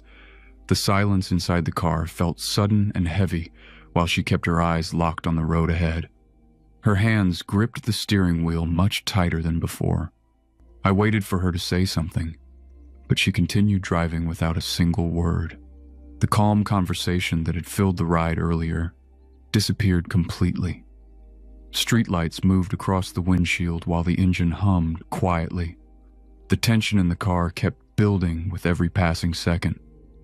I leaned forward slightly and tried to calm the situation. Hey, I didn't mean anything by that. People just believe different things. Diane still did not respond. Instead, her foot pressed down on the accelerator. The engine growled louder and the car surged forward. The sudden acceleration pushed me back into the seat while the sedan shot past a slower vehicle ahead of us. Traffic around us began reacting as Diane moved aggressively between lanes without warning. Karen slowed down a little. She did not acknowledge the request. Instead, she began speaking again with a loud and intense voice. Luke 12:5. Fear the one who can destroy both soul and body. Her tone sounded furious now. The friendly driver from earlier had completely disappeared. Cars around us began honking while the speedometer climbed higher. We approached an intersection where several vehicles were crossing the street. Diane never touched the brakes. We blasted through the intersection while two drivers swerved violently out of our path. My voice rose with panic. Diane stopped the car. The speedometer passed 70 miles per hour. We were still driving through city traffic. The engine roared while Diane pushed the car even faster down the avenue. Drivers behind us honked constantly while others swerved out of the way to avoid being hit. My hands trembled while gripping the door handle. Tears began running down my face while the panic fully set in. She slammed her palm against the steering wheel and screamed another verse. The sinner cannot escape judgment. Then I saw the wall ahead. Several blocks down the avenue stood a tall, concrete barrier surrounding an old industrial lot. The road ended directly at that wall before turning sharply to the side. Diane stared directly toward it. She never slowed down. I know your kind. Wolves disguised as sheeps. You play good until you have the chance to corrupt people. No, I will not let that happen. You are not going to corrupt me. The engine screamed while the speedometer climbed past 90. I leaned forward desperately while shouting, "Diane, you're going to kill us." She screamed back with violent fury. So be it. This is God's judgment. The wall filled the windshield. Diane never touched the brakes. The car slammed into the concrete barrier with a crushing explosion of metal. The impact felt like the world collapsing inward. The front of the car crushed instantly while the seatbelt slammed into my chest and forced the air from my lungs. For several seconds, everything around me blurred together while my ears rang loudly. When my vision slowly cleared, I could hear people shouting and running toward the wreck. Drivers had stopped along the avenue and were rushing toward the destroyed sedan. I tried to stand up and climb out. The moment my legs touched the ground, a violent pain shot through my body and forced me back down. My legs collapsed beneath me immediately. I looked down and saw my right leg bent in a direction that made no sense. Someone nearby shouted for an ambulance. My head slowly turned toward the driver's seat. Diane sat slumped forward against the steering wheel. Blood covered the front of the dashboard. Her eyes were open, and she was smiling. The doctors later told me surviving the crash had been extremely unlikely. The car had folded around the front seats during the impact. My leg was shattered in multiple places and required several surgeries before the bones could heal. Even after months of treatment, the damage remained permanent. Now I move everywhere in a wheelchair. The physical injury changed my life completely, but the memories from that ride remain just as strong. Some nights I still hear Diane shouting those verses while the engine pushed faster and faster. There is one detail about my situation that people often find strange. I still use Uber regularly, not because I want to, because traveling across the city with a wheelchair leaves very few options. A stupid argument on Twitter turned into the worst night of my life, and it happened because I refused to shut up when I should have just walked away. A few months ago, I started seeing a woman named Alina. We were not officially a couple yet, but we spent most of our time together and things were going pretty well. One night we were sitting at a bar and she took a photo of us smiling at the table. I posted it on Twitter without thinking much about it. About 20 minutes later, a guy named Victor Crane replied under the photo. His comment looked like a joke, but the tone was clearly meant to disrespect me. He wrote that Alina used to have better taste before, and several people started reacting to the comment like it was entertainment. I answered him because I didn't want to look weak in front of a crowd of strangers online. Victor replied again and claimed he knew Alina better than I did. The conversation turned into a public argument, while random people joined the thread to watch the fight. Eventually, he sent me a private message.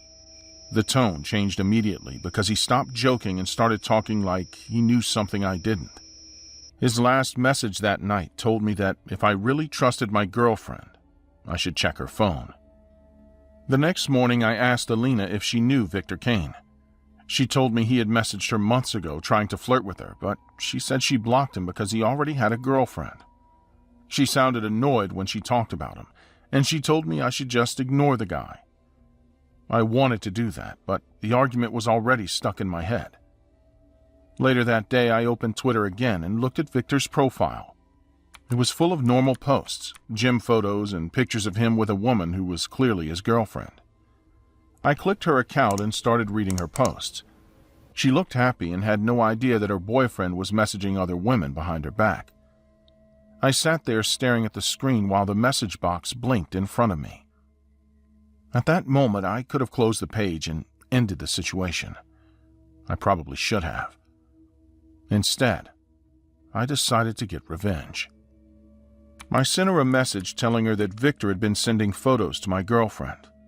When she didn't respond, I went back to the public thread and wrote that Victor liked flirting with other women while pretending to be loyal to his girlfriend. The reaction started almost immediately. Likes and replies kept appearing under the post while strangers began asking questions about Victor. The attention pushed me further because it felt like people were supporting me. Victor eventually replied under the post, and his response sounded calm in a way that irritated me. He told me to relax and stop creating drama. His attitude made me even more angry because it looked like he was treating the whole thing like a joke. Instead of stopping, I tagged his girlfriend in the post so she would see it. I also tagged a few of her friends whose names appeared in her photos. The argument quickly spread beyond the two of us, and more people began digging through Victor's old tweets. He sent me another private message telling me to stop involving her in the situation. I ignored him and wrote another public post accusing him again. I kept tagging more people connected to his girlfriend because I wanted everyone to know what he was doing. Victor's next message sounded different. The calm tone disappeared and he told me I had crossed a line. He warned me that I needed to stop posting before things got worse. I didn't listen. I kept writing and tagging people while hundreds of strangers watched the argument grow. By the evening, the thread had turned into a complete mess. People who didn't even know us were arguing in the replies while others shared screenshots across the platform. Victor stopped posting publicly, which only made the situation feel stranger. I was sitting at my desk refreshing the page when a new private message from him appeared. He wrote that the online post needed to stop because the situation had already gone too far. I answered him with the same aggressive tone I'd used all day and asked what he planned to do about it. A few seconds passed before he replied again. He told me that if I really wanted to settle the argument, we should talk in person instead of hiding behind screens. Then he sent the address of an abandoned steel factory outside the city. For a moment, I stared at the message while the quiet in my apartment made the decision feel heavier than the online argument ever had. I still answered yes. I told him I'd meet him at midnight. The factory looked massive when I arrived that night. Broken windows covered the walls, and weeds had grown across the empty parking lot. I sat inside my car for a moment because the place felt much more serious than the fight we had online. Eventually, I stepped out and walked toward the entrance. The front door was already open, and the inside of the building was dark, except for a weak light hanging above in the middle of the floor. When I walked deeper into the room, I noticed something under that light. A chair stood in the center of the factory. My mother was tied to it. Her hands were bound behind the chair and tape covered her mouth. She started shaking the moment she saw me walk closer. I ran toward her without thinking. Victor stepped out from behind a large machine before I reached her. He grabbed my jacket and pulled me back hard enough to knock me to the floor. The impact made my head spin while my mother struggled against the ropes and tried to scream through the tape. Victor walked toward her slowly and pulled a knife from his pocket. He looked at me with a smile that showed how angry he had been all day. He told me that I enjoyed humiliating people online, and now I was going to understand what that felt like. Victor pressed the knife against my mother's arm while I struggled to stand up again. I shouted at him to stop, but he kicked me in the stomach and forced me back down onto the concrete floor. He reached into my pocket and threw my phone toward me. The device slid across the ground and stopped near my hand. Victor told me to pick it up and open Twitter. When I hesitated, he pushed the blade slightly into my mother's arm, and the pain made her cry through the tape. He told me to write a post saying that everything I had accused him of was a lie. My hands moved across the screen while he watched closely. I typed that I'd made the whole story up and that Victor had done nothing wrong. Then he ordered me to tag the same people again so they would see the confession. After I posted the message, Victor waited until the first replies started appearing under the thread. When he saw the reactions, he looked satisfied. He cut the ropes holding my mother's arms and stepped back and running out of the building. My mother and I left the factory as quickly as we could. We drove straight to the hospital where doctors treated the cuts on her arm and the bruises covering both of us. The police searched the building later that night, but Victor had disappeared before they arrived. By the next morning, his social media accounts were gone. The confession I posted is still online, and thousands of people believe that version of the story because they never saw what happened inside that factory. He leaned in close enough so only I could hear him, and his voice sounded calm in a way that made the threat feel worse than the knife at my throat. Next time you try to destroy someone online, remember how easily I found your family.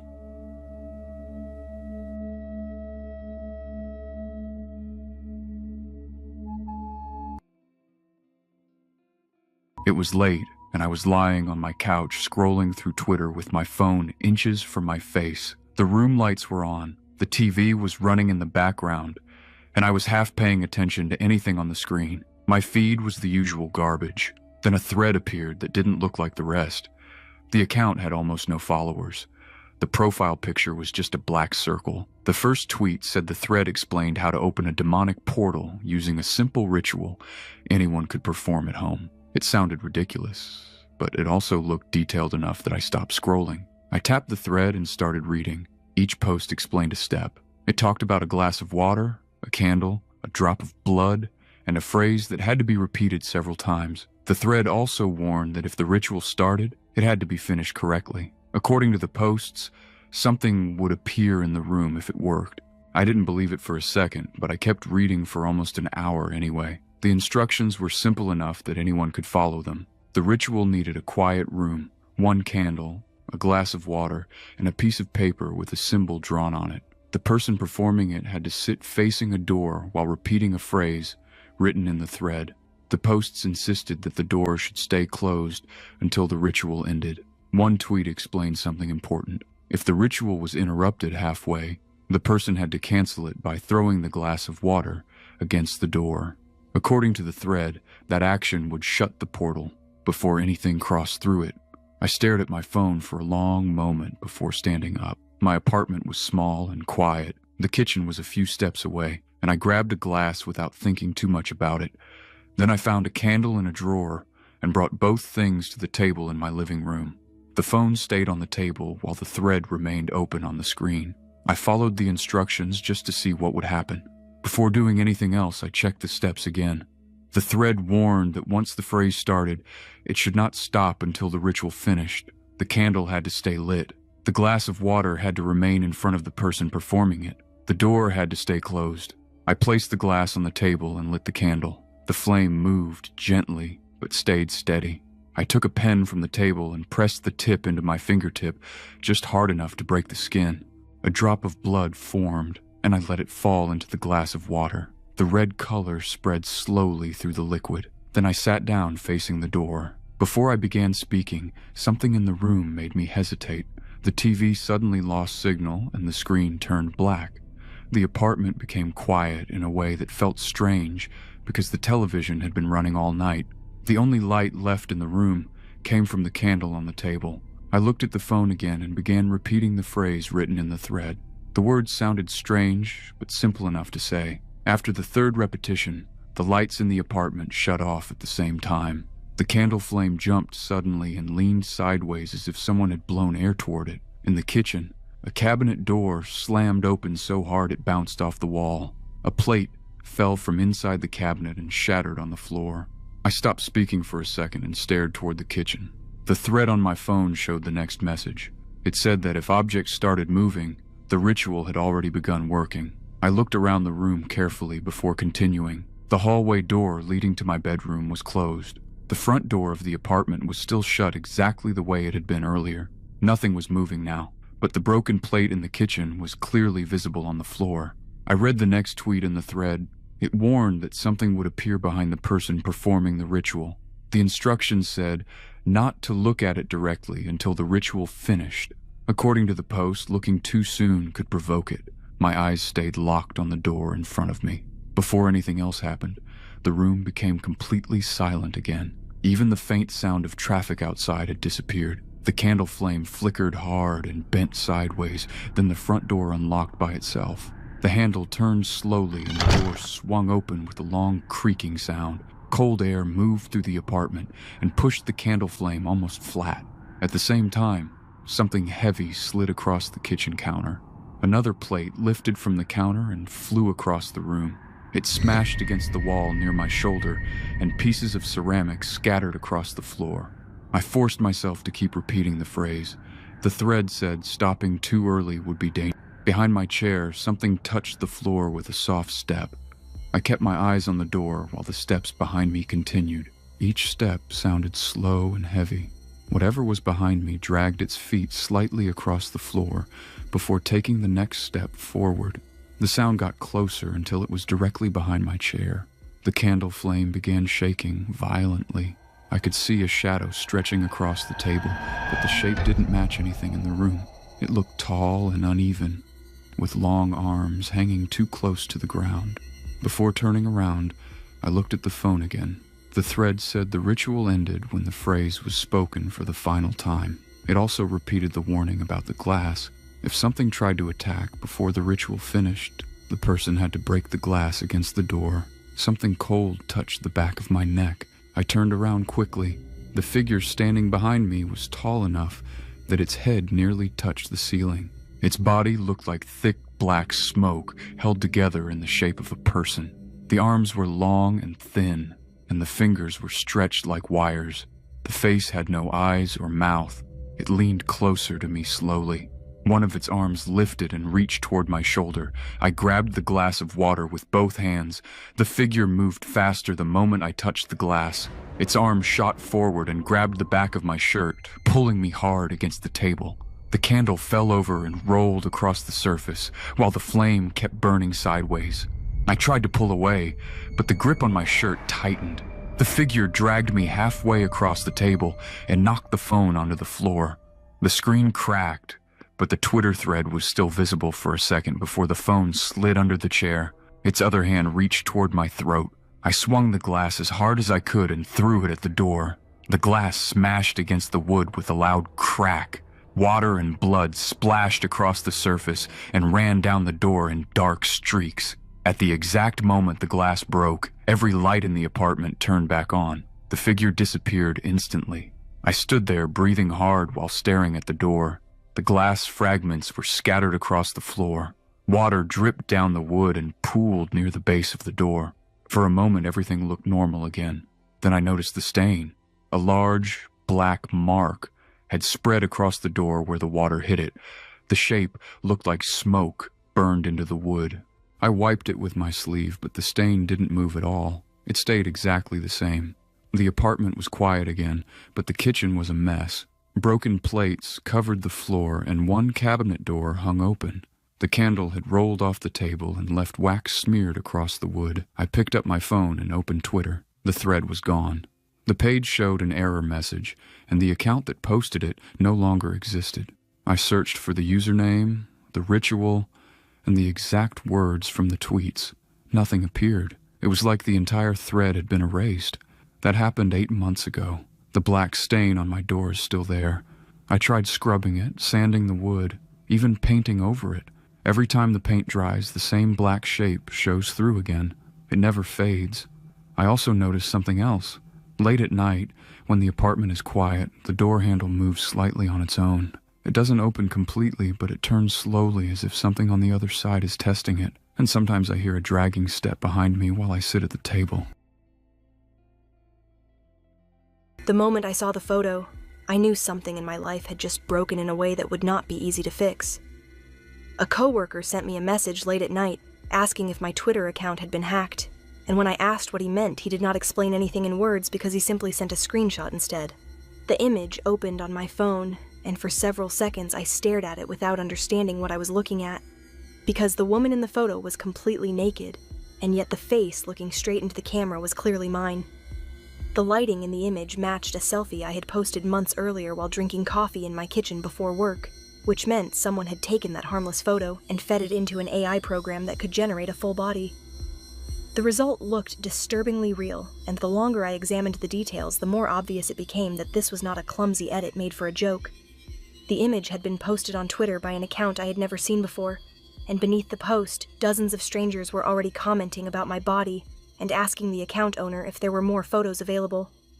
The account that posted the image was called @Velvet Archive, and when I opened the profile, I discovered that it looked like a store selling hundreds of similar photos of different women. Every post followed the same pattern because the image showed a woman whose face had clearly been taken from social media, while the caption advertised full AI sets that could be purchased through direct messages. My photo had already been shared several times, and the replies were full of people asking for additional angles or offering money for more images. Some users were even discussing the fake photos as if I had willingly posed for them, which made the situation feel even more humiliating, because none of them seemed to care that the woman in the picture was a real person with a real life. Later that night, a stranger sent me a direct message that immediately made the situation worse. If you want those photos removed, you should talk to the man who made them. A second message arrived right after the first one. The message contained the username of my ex-boyfriend. When I saw the account name, my first reaction was disbelief, because the breakup between us had been unpleasant, but not violent enough to make me expect something like this.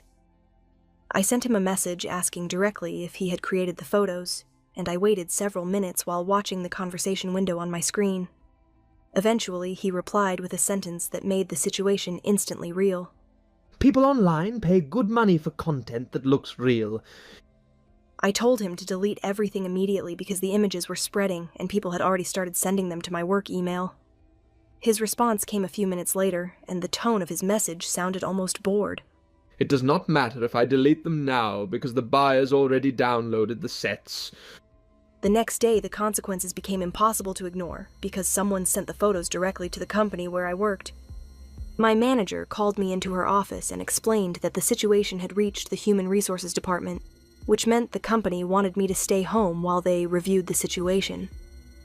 Walking out of the building that afternoon felt like watching my normal life collapse piece by piece. The harassment online kept getting worse, and strangers began sending messages asking if I was the woman from the images they had purchased. After several days of panic and anger, I decided to confront Nolan in person, because arguing through messages was clearly not going to stop him. When he opened the door to his apartment, he looked irritated, instead of ashamed, which immediately made the argument louder than I expected. "You used my face to sell fake porn online." He leaned against the doorframe and answered in a voice that sounded defensive rather than guilty. You disappeared from my life without explanation, so I decided to make sure you would notice me again. Our voices grew louder while we argued in the hallway, and several neighbors opened their doors to watch while the conversation turned into shouting. During that moment, I noticed a man standing near the stairwell who had clearly been listening to the entire argument. The man said nothing and did not move closer, yet he continued watching both of us with quiet attention. That made me uncomfortable. Eventually, the argument ended, and I left the building, while the man walked down the stairs and disappeared outside. At that time, I assumed he was just another curious neighbor who had been drawn to the noise. I was completely wrong. 2 days later, I saw the same man again while leaving a grocery store near my apartment. He was standing beside a parked car across the street, and he was looking directly at me without even pretending to hide it. That same night, I received a message from a Twitter account named Collector47, and the first thing he wrote immediately confirmed what I had already started to fear. I bought the full image set that Nolan sold. I told him to stop contacting me, but he continued sending messages that felt disturbingly calm. The pictures were interesting, but seeing you in person was better. A few minutes later, another message arrived containing a photo that made my chest tighten because the image showed Nolan and me arguing in the hallway outside his apartment. The photo had clearly been taken from the street. I did not like the way he spoke to you. Later that night, Nolan called me sounding nervous in a way that I had never heard before. He told me that someone had been sending him strange messages about the photos and demanding that he apologize for what he had done. While we were speaking, I heard a loud noise through the phone, followed by Nolan shouting at someone inside his apartment. Then the call suddenly ended. The next morning, I woke up to an email from an address I did not recognize, and the subject line contained a single word that immediately made me uneasy. Delivery. When I opened the message, the photo attached to the email showed Nolan lying on the floor of his apartment with blood spreading across the kitchen tiles. Under the image, there was a short message. He will not sell your photos again. At the bottom of the email, the sender signed the message with the same username I had seen the night before. Collector47. Another email arrived the next day containing a second photo that showed one of Nolan's severed hands placed on a kitchen table. The message below the image simply read, "More emails followed during the next days. Each one contained another body part. Each message carried the same signature.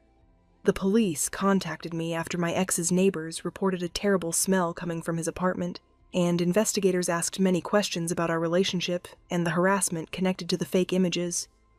I explained everything about the Twitter account, the AI photos, and the man who had begun messaging both of us online. They wrote down the information and promised to investigate the digital accounts involved. Yet the process moved slowly because the profiles had already disappeared from the platform. The emails eventually stopped, and for a while I believed the situation might finally be over. Months later, I opened Twitter again because curiosity slowly replaced fear. Before searching my name, I sat quietly at my desk, wondering if the images were still circulating somewhere online. The search results appeared on the screen a few seconds later. The account at Velvet Archive was gone. But another account appeared instead. The username was Collector47. The newest post had been uploaded only minutes earlier, and the image attached to the tweet showed me walking down my street earlier that afternoon. The caption beneath the photo contained a short sentence that made the entire nightmare start again. I am still collecting.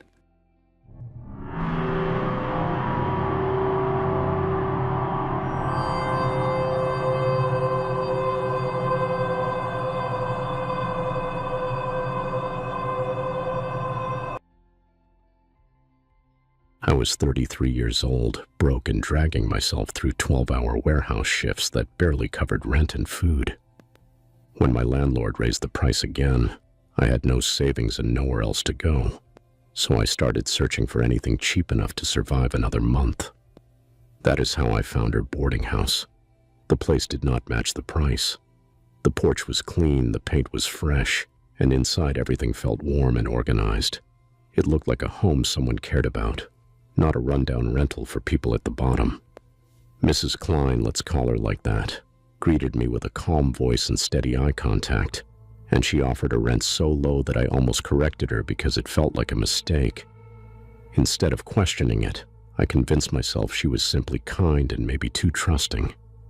I even felt guilty paying so little, but my life was already unstable, and I needed somewhere to sleep, so I ignored the doubt and moved in that same week. The first days were peaceful. She brought warm meals to my room, asked about my job, and listened carefully when I talked about money and stress. After months of feeling invisible, having someone pay attention to me felt good. Then my body started to fail slowly and without warning. I woke up with headaches that did not go away, and my legs felt weak even after a full night of sleep. At work, I struggled to lift boxes that had never been a problem before, and my supervisor warned me that I looked unstable. When I mentioned feeling depressed and exhausted, she handed me a bottle of pills and told me they would help stabilize my mood while I recovered.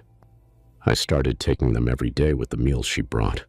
Within a week, I could barely stand for long periods, and after missing shifts, I was fired without discussion.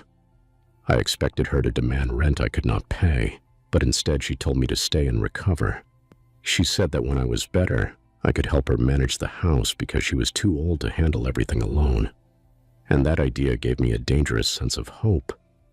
My condition worsened quickly, and by the third week I was spending most of my time in bed because my arms and legs felt heavy and unreliable. I struggled to hold a glass without shaking, and walking across the room required focus and effort that left me exhausted. She increased the pills and insisted that the adjustment period could be difficult. My friend Daniel visited after I stopped answering his calls, and the moment he saw me, he looked alarmed. He picked up the pill bottle, studied the label carefully, and asked who prescribed it. I told him she had some left from a relative and that she was helping me, but he did not seem convinced. When she left the room, Daniel leaned closer and lowered his voice. He explained that the medication name did not match typical antidepressants, and that the dosage looked wrong. Before leaving, he slipped a few pills into his pocket and told me he would check them because something felt off to him. That night, while I was lying awake, I heard a slow dragging sound in the hallway. It was heavy and uneven, as if something wrapped in thick fabric was being pulled across the floor. The sound paused outside my door for several seconds, and I found myself listening carefully, unable to ignore it. The next morning, I collapsed on the way to the bathroom because my legs stopped supporting me. She appeared almost immediately, watching me struggle on the floor before helping me back to bed. Her tone had changed slightly when she told me I needed to rest because I was almost ready, and the way she said it made my fear begin to grow. I noticed that she watched me closely every time I swallowed the pills, and her patience no longer felt comforting but controlled. I started to pay attention to small details I had ignored before. That afternoon, I heard the backyard gate open with a metallic click, followed by the distinct sound of a shovel breaking soil. The digging continued steadily for several minutes, and it did not match casual gardening. The rhythm was deliberate and methodical. I forced myself off the bed and crawled to the window using my forearms because my legs would not respond. When I finally looked outside, I saw her near the fence digging into a patch of darker soil that looked recently disturbed. She was focused and calm, as if completing a routine task. As I pulled myself away from the window, the bedroom door opened without warning. She stood there holding a coil of rope, and her expression was no longer gentle. There was no confusion or apology in her face, only intent. It will be easier if you stay still. There was a moment of stillness before she moved, and in that pause I understood clearly that I was in real danger. I tried to push myself backward across the floor, but my arms were too weak to create distance, and my body responded slowly. She crossed the room quickly and grabbed my wrists with firm control. I attempted to twist away, but my strength was almost gone, and she forced my arms behind my back while tightening the rope until my fingers lost sensation. I tried to call out for help, but my voice came out strained and fragile. She secured my ankles next, pulling the rope tight enough to cause sharp pain as it pressed into my skin. I moved my legs in resistance, but the motion was weak and ineffective. Her movements were efficient and practiced, and she did not hesitate. You have stayed long enough. She rolled me onto the carpet and began wrapping it around my body from the feet upward. I tried to shift my weight and roll away, but she pressed her knee into my side and continued wrapping until my arms were pinned and my chest felt compressed. Breathing became difficult as the layers tightened around me. She dragged me across the hallway, and my shoulder hit the wall hard enough to make my vision blur. Each step down the stairs caused my body to strike the wood with force, and I felt every impact because I remained fully conscious. When we reached the basement, the air felt colder and damp, and she pulled me across concrete until I stopped beside something solid. Through a narrow gap near my face, I saw another shape wrapped exactly like me. The outline was clearly human, and the realization that I was lying next to a body triggered a deep and focused fear that made my breathing uneven. I remained there for hours, struggling to control my breathing as the air inside the carpet grew thinner. I could hear her footsteps above me, then the back door opening again, followed by the distant sound of digging in the yard. Eventually, loud pounding shook the front door upstairs, and voices shouted commands with urgency. Furniture crashed, footsteps ran across the floor, and someone ordered her to get down. For the first time, I heard tension in her voice as she responded. Moments later, rapid steps descended the basement stairs, and hands tore at the carpet around me. A knife cut through the rope binding my wrists, and when the fabric was pulled away, I inhaled deeply as fresh air filled my lungs. Daniel stood nearby, pale and furious, explaining to officers that the pills were not antidepressants but drugs designed to weaken me gradually. Police uncovered more wrapped bodies in the basement and began digging in the yard, revealing shallow graves that confirmed a pattern of calculated killings. I survived because Daniel trusted his instinct and went to the police as soon as he confirmed the medication was wrong. Doctors later explained that the combination of drugs in my system would have shut down my organs within days if it had continued. Investigators identified multiple victims buried in the backyard, most of them tenants with limited family contact and financial struggles. They had been selected because they were vulnerable and unlikely to be searched for immediately. I often think about how easily I accepted comfort without questioning the cost. I needed stability so badly that I ignored warning signs and convinced myself that kindness explained everything. That house felt like rescue when I walked in, but it was designed to quietly remove people who had nowhere else to go. Dorothea Puente was an elderly woman who ran a boarding house in Sacramento and presented herself as kind, generous, and protective toward her tenants, many of whom were elderly, disabled, or struggling financially. Behind that calm and grandmotherly image, she murdered several vulnerable residents, forged checks to collect their benefits, and buried their bodies in the backyard of the very home where she offered them shelter. If you think a rental girlfriend only deals with awkward dinners and fake anniversaries, you have no idea how fast the line between acting and danger can disappear. I have worked in Tokyo for 4 years in a company that rents companionship to men who feel alone, and most of the time it felt controlled, structured, and safe. There were rules, clear time limits, and strict boundaries that protected both sides. Most of my clients were local men who wanted someone to talk to, someone to sit across from them at dinner and pretend that there was something real for a few hours. I knew how to smile at the right time, how to listen without encouraging attachment, and how to leave without confusion. It was emotional labor, but it paid well and allowed me to live comfortably on my own. I never shared my address, never mixed private life with work, and never allowed clients to follow me home. Contrary to what everyone thinks, it's a job I really enjoyed. Most of the clients were very nice, just lonely men who wanted to share their time. I enjoyed the dates, and the pay was very good, but after what happened a year ago, I no longer enjoy it as I used to. It's just a job I do mechanically for the money. It all started when I was hired by a tourist from Europe. He was confident and loud in a way that stood out immediately. During our first booking, he touched my lower back too often and asked questions that leaned too personal, but nothing crossed a line that I could officially report. I kept redirecting the conversation, and he kept smiling as if he enjoyed testing how far he could go. He booked me again, then again a third time. On that third date, he leaned forward and said he wanted to extend the experience into something more real, not physically, but emotionally. He wanted me to act like a girlfriend, but not in a conventional way. He asked for jealousy, public arguments, and tears because he wanted to feel like I truly cared. I want it messy and believable. I want you to fight for me like I matter. It was unusual, but technically allowed, since some clients requested dramatic scenarios. I agreed carefully, believing I could manage it as performance. But he was not performing. During the next meeting, he suggested we stage an argument in a cafe, and although I felt uneasy, I convinced myself it was still within the service. We sat across from each other, and without warning, he accused me of flirting with another man behind him. His voice rose sharply, and people nearby began to stare. "Why are you smiling at him? Lower your voice, please. Don't tell me how to react."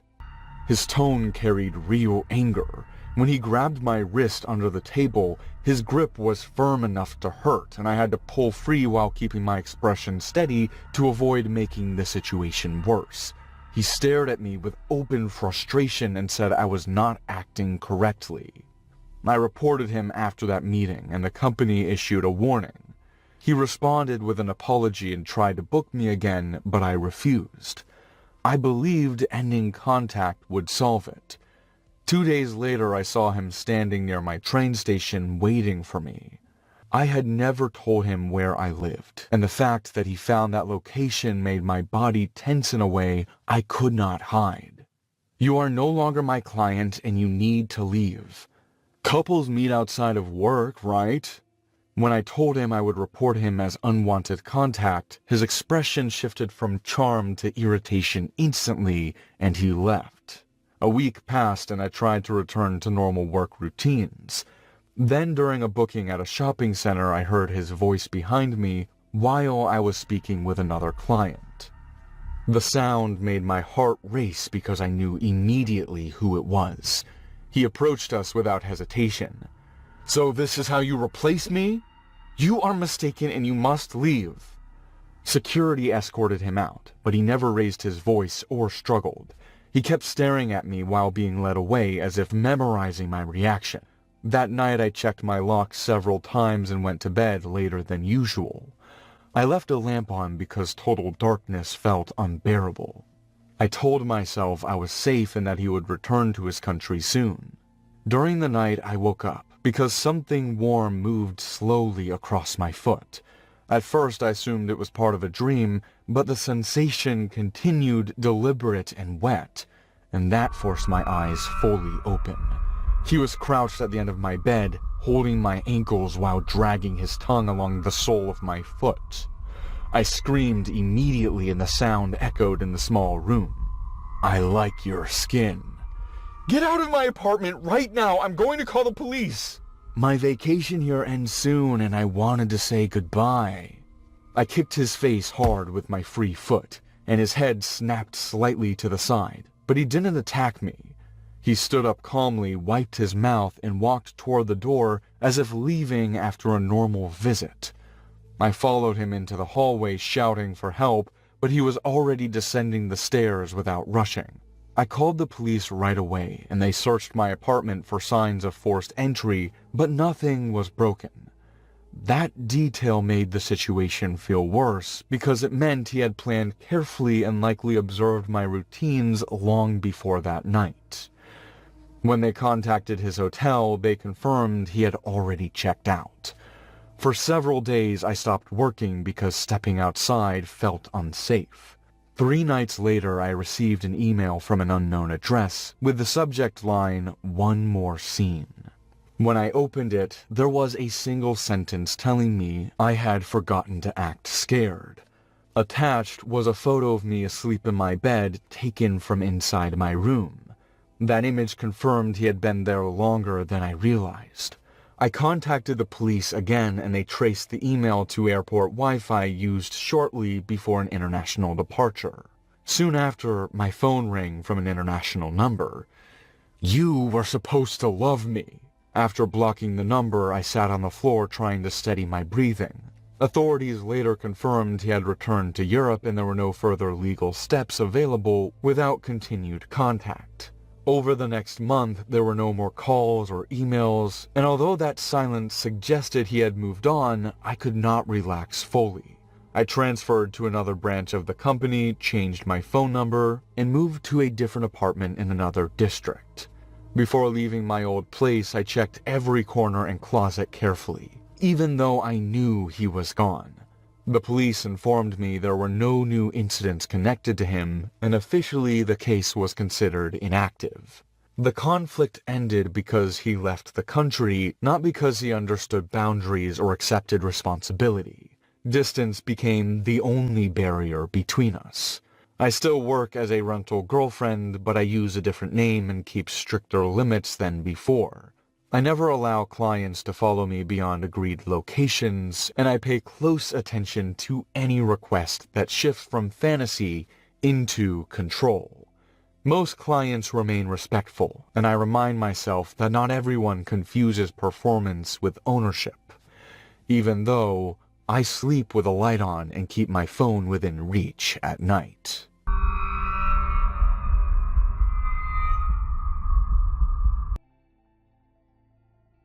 For as long as I can remember and for the majority of my adult life, I've been on the road for multiple hours every day. Just like everyone else, I have places to go, people to meet, and things to do. But no matter how routine the drive feels, people lose their lives every day on these roads, and honestly, that thought has always unsettled me. So I made it a rule of mine when I first started driving to be as careful as possible when on the road. I follow the laws, pay attention to the signs, and never put speed over my safety and the safety of others. But on December 30th, 2024, I learned the harsh truth that no amount of caution matters when the strangers you share the road with decide they're going to kill you. My name is Andrew Hayes, and by the time the incident happened, I had been working as an Uber driver for about 4 years and saving up money to start my own business. That day started off as just another shift for me. I had dropped off a passenger named Blair and was on my way back to the next pickup when I noticed things started to get a little strange. It all started about 4 minutes into the drive when I came up behind a white RAV4 with a unique license plate that caught my attention and read, "In Hell." I stayed behind the same car on the road for the next 5 minutes when the car suddenly started moving frantically from left to right. Concerned, I slowed down and backed off a little, as I figured the driver was either having difficulties controlling the wheel or was drunk. After a while, the car went back to normal, and as I sped up to close the distance between us, the car stopped abruptly. I quickly hit my brakes, stopping just inches away, my heart in my mouth. My initial reaction was concern, as we were both stopped in the middle of oncoming traffic, and a part of me wanted to get down to check on the driver ahead and make sure they were all right. Before I made that mistake, however, the driver revealed his true intentions, and I immediately realized that I didn't need to be checking on him, but getting as far away as possible. The white car hit reverse in an attempt to crash into me, but I backed up and dialed the cops quickly. "Police, how may I help you today?" "Hello, police? Yes, someone's trying to back up into me on the highway." The officer began asking multiple questions as I tried to explain that the man was reversing towards me at high speeds, going the opposite way of traffic. As I was explaining, though, the car ahead stopped, and I put enough distance between us thinking he was going to go away. Sadly, I was wrong. I watched in horror as the driver turned his car around and slammed the accelerator and charged towards me head on. Nothing about what he was doing made any sense, so in panic, I explained what was happening to the police officer on the phone while backing away from the car and deeper into traffic. This didn't last very long, however, and soon enough, his car smashed into mine, and he began to steer me towards the bridge and into the other cars headed our way. After seeing car after car swerve past us and missing me by just an inch, a part of me accepted the fact that I was going to die that morning. Even though I could hear the police officer asking questions in the background, my mind wasn't there, and I found myself constantly asking why this person was doing what he was doing. Eventually, however, I snapped back into reality as the officer said, "Sir, I'm going to need you to answer me if you want to stay alive. Can you confirm where you are for me?" At that point, I realized they already had officers on the way, and all I needed to do was buy some time for them to arrive.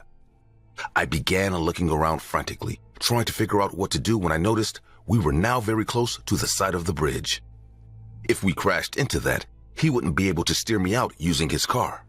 I knew it was a crazy attempt, but it was also the only plan I had at the time. So I grabbed the wheel, backed away to give myself a little leverage from him, and turned, slamming into the side of the bridge. Once I did that, my car stopped moving back as expected, and the other car was now at my side instead of in front, giving me the first opportunity to look at the face of the maniac behind the wheel. The woman I saw across from me was a brunette in her late 40s, with tattoos all over her face, screaming at me.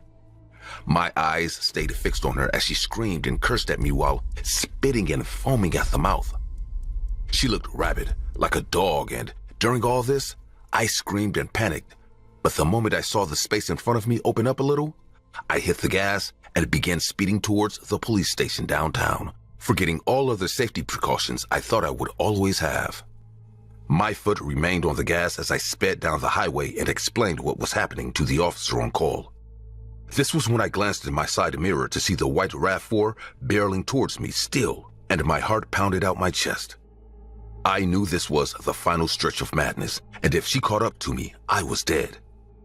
In about 3 minutes, I was off the highway and in downtown Ontario. I felt a sudden sense of calm, as I knew this had increased my chances of survival by a lot.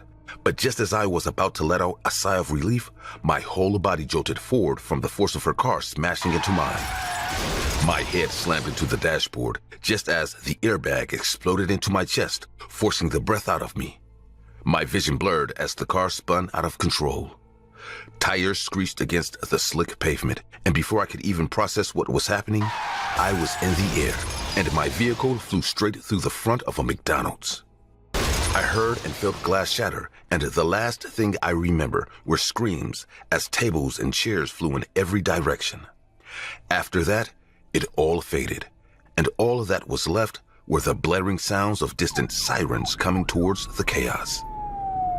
In the weeks that followed, I went through both mental and physical therapy, as I had lost some function in my legs after the incident.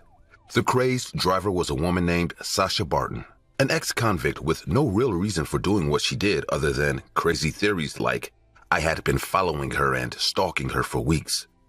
Truth is, I had never seen that woman a day in my life before the incident.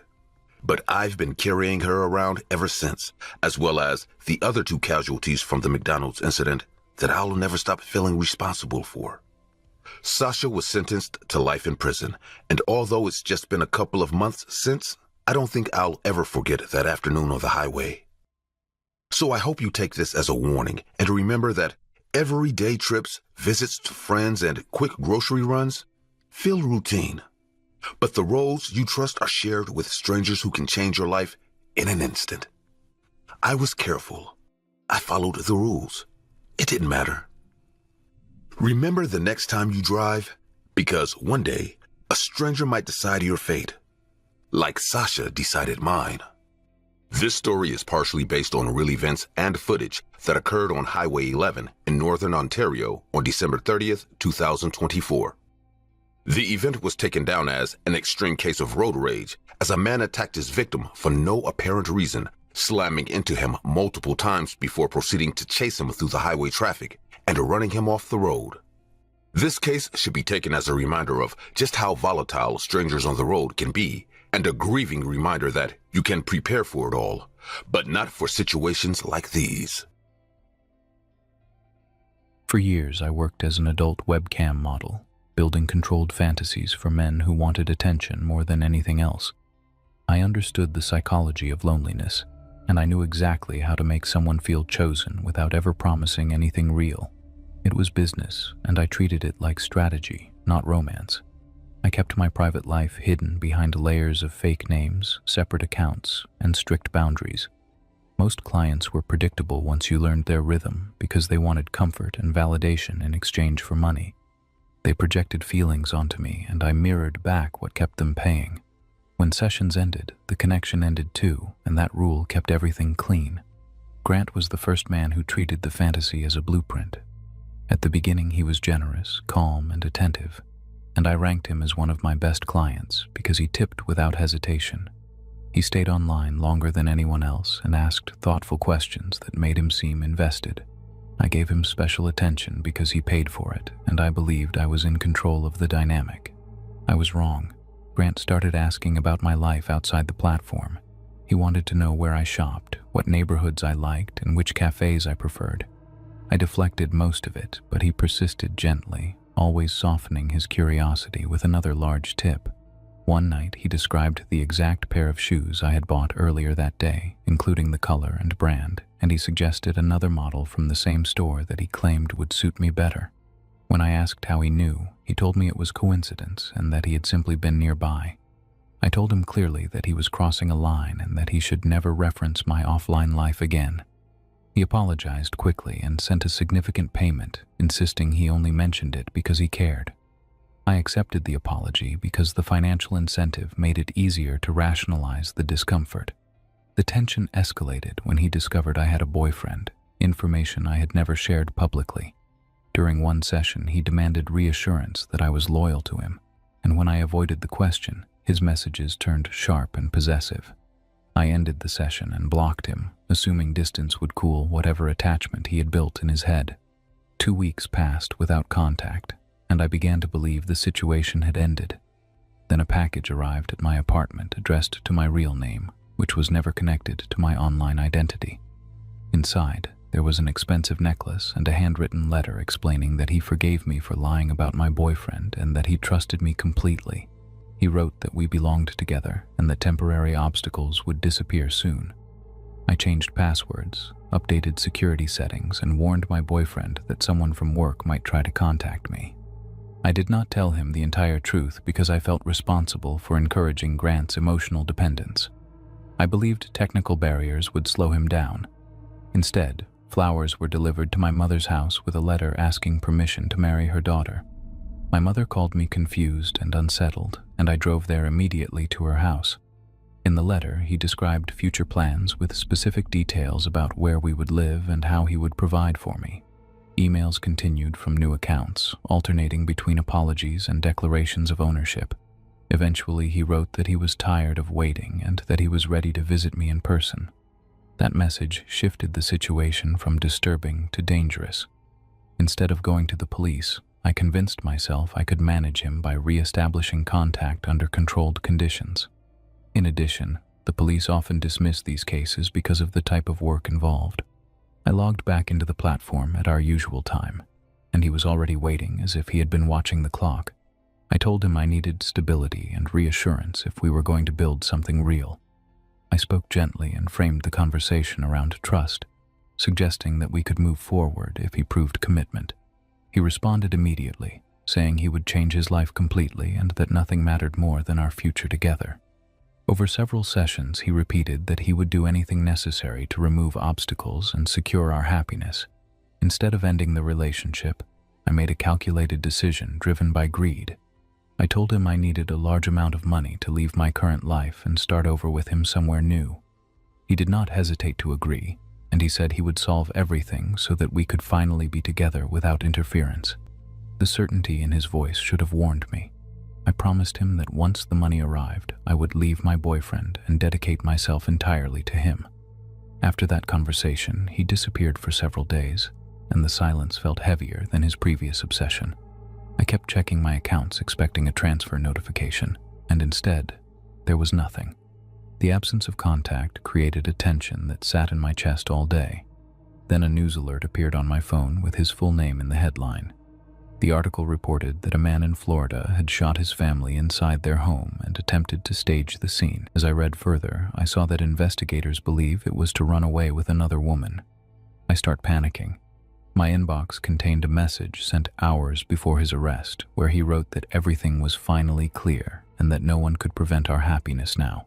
He described what he had done as necessary and claimed he had removed the people who stood in our way.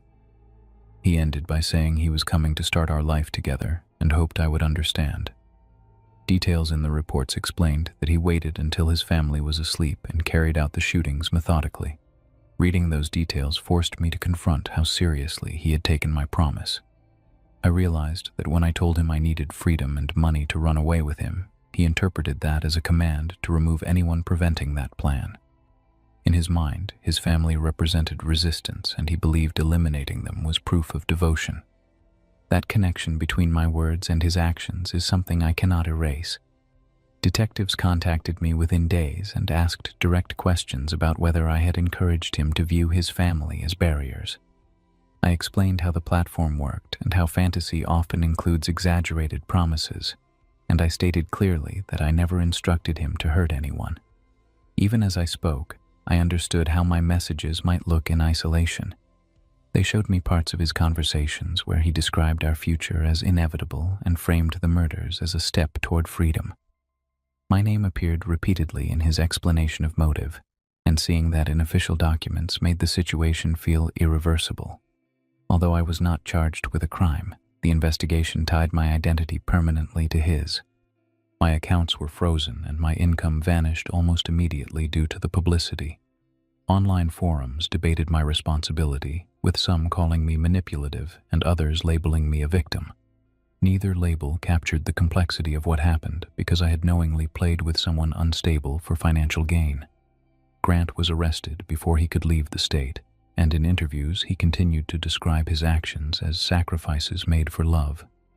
Listening to those statements made it clear that he had replaced reality with a narrative where violence was romantic. He never acknowledged that I might not share that vision.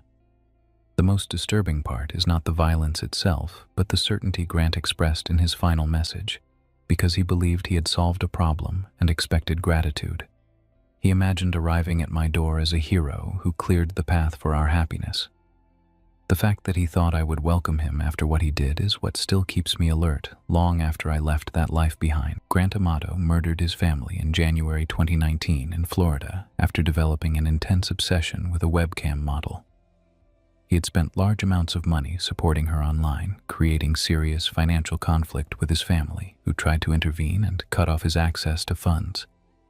When the pressure escalated and his family confronted him about his behavior and spending, he shot and killed all three of them inside their home, later attempting to stage the scene.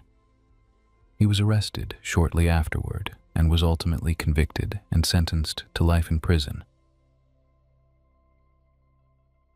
If you want to understand how I ended up on the brink of death, you have to start with the part where success stops feeling real and starts feeling like something you must feed every day. I run a huge TikTok account built on eating things that look unsafe, disgusting, or borderline illegal, and the audience keeps growing because they're always waiting for the moment I finally go too far. At first it was fun, then it became income, and eventually it turned into a machine that never stops asking for something worse than yesterday. Brands send me products constantly, most of them novelty foods or strange imports, and I rarely turn anything down because every video means more exposure and more deals. My apartment looks like a storage unit filled with boxes, coolers, and half-open packages, and the smell changes depending on what I filmed that week.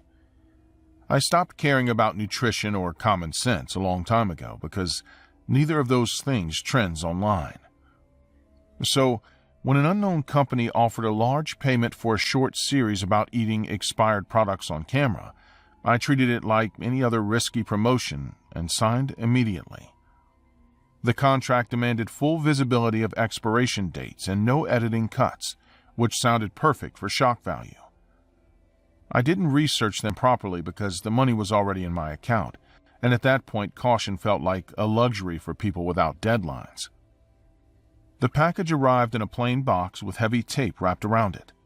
Some labels were faded, others had additional stickers placed directly over the dates so they'd be easy to read on camera, which made the whole presentation feel deliberate.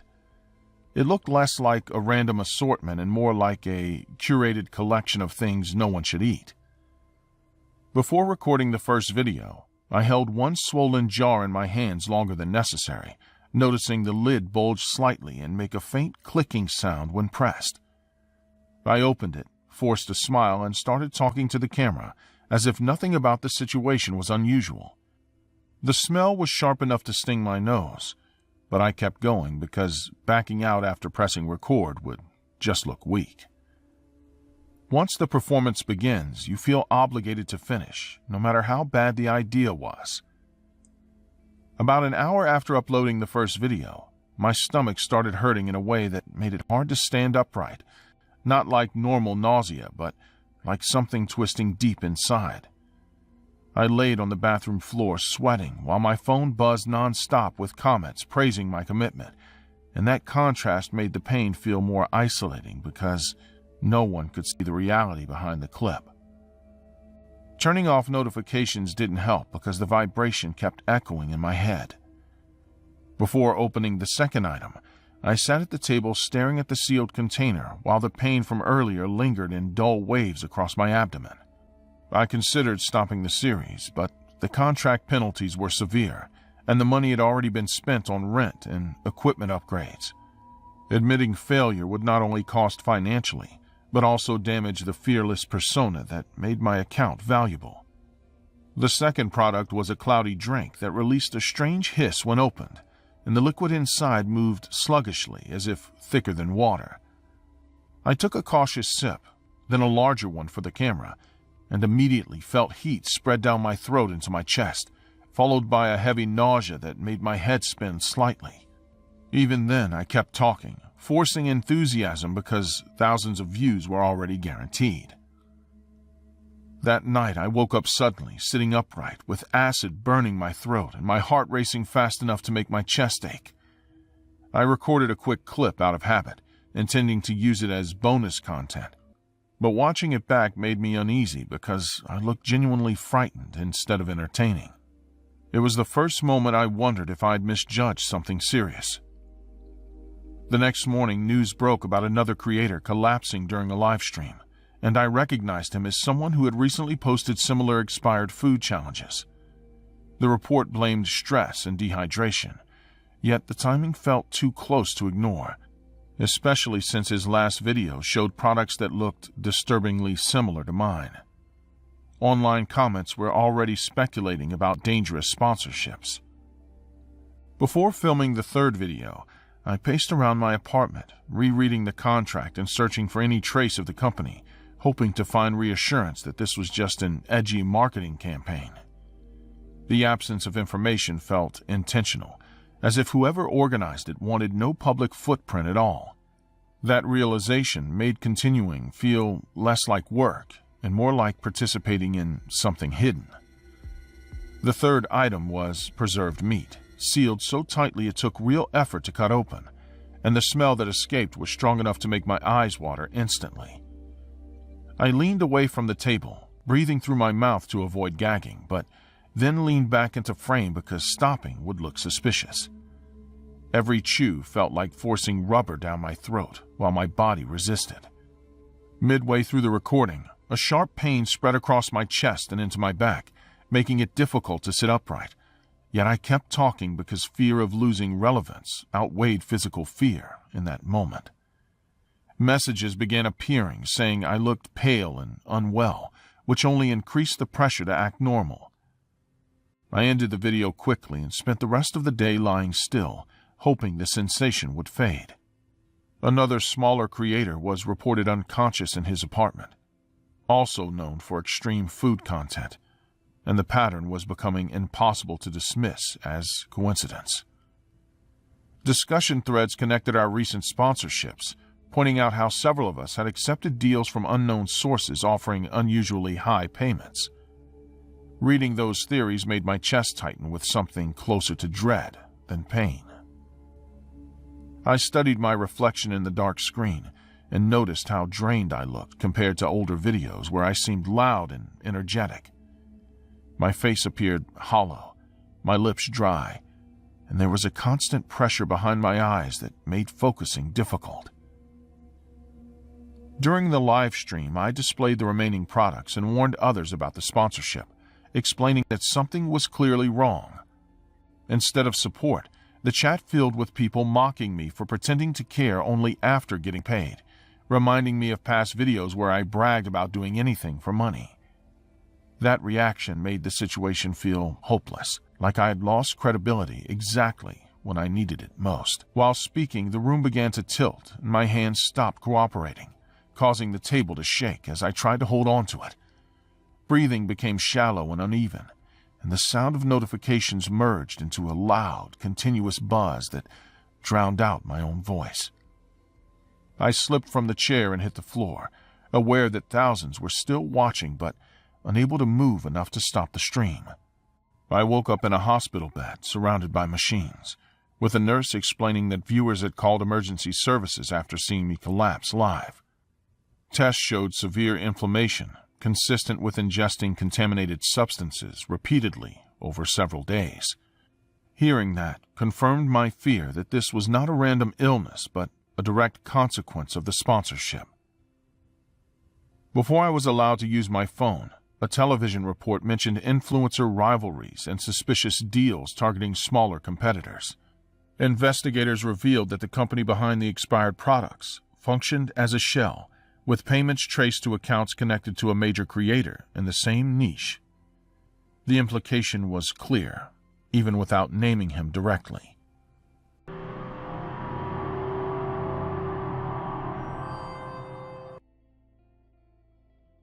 Walked into the McDonald's where I worked. The distance I had been trying to build between my job and my home life collapsed in a matter of seconds. I had taken that job because I wanted to leave my parents' house and stand on my own.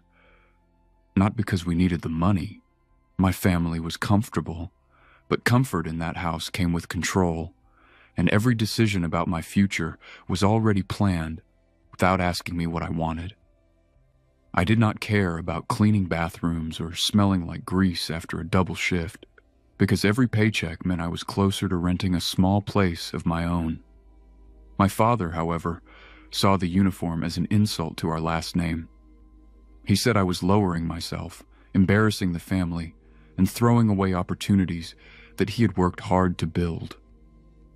The arguments became routine, and they always ended with him reminding me that he paid for everything and that I owed him obedience. One morning, he locked the front door and hid my phone so I would miss my shift, but I climbed out the kitchen window and took the bus across town anyway. My manager noticed the tension in me, but let me keep working, and that job slowly became the only space where I felt like I had a choice. The more hours I worked, the more my father escalated his pressure at home. He would wait for me in silence and then start long speeches about reputation and respect, and although he did not always shout, the threat under his words was clear. He began calling the restaurant during my shifts, demanding that I come home immediately and warning me that he would show up if I did not. My coworkers started noticing the pattern, even though I tried to act normal while taking orders and filling trays. Mateo, who worked the grill, began walking me to the bus stop after closing because he sensed something was wrong. I told him my father was strict and stubborn, but I did not explain how intense the control had become behind closed doors. The night everything broke apart started during a crowded dinner rush when the restaurant was loud with families and blinking screens. I was behind the counter organizing a large order when the front doors slammed open so hard that several customers turned at once. I did not need to look up to know who had just walked in. My father moved through the restaurant with a rigid posture and a stare that made people step aside without being told. My manager approached him carefully and asked him to step outside if he needed to talk, but my father ignored the request and demanded that I come forward immediately. I walked around the counter because I did not want him climbing over it, and I tried to keep my voice steady while telling him I was working. He leaned close and told me I was done humiliating the family, and when my manager insisted that he leave or the police would be called, something in my father snapped. He grabbed a stack of trays and threw them across the floor, causing plastic to scatter and customers to rush toward the exit. The sudden violence shifted the entire room from confusion to fear. He grabbed my hair with force and dragged me out from behind the counter into the open area near the tables. I hit the floor hard, and before I could push myself up, he kicked me in the side while people screamed and pulled out their phones. He shouted that I had disgraced him and that he would not allow his daughter to work in a place like this. My manager stepped forward despite obvious fear, and Mateo moved away from the grill, watching closely for a chance to intervene. I tried to pull my father's hand away from my hair, but his grip was tight and controlled, and he forced me to my feet again. The situation shifted into something far more dangerous when my father reached into his coat pocket, and the movement drew immediate attention from everyone nearby.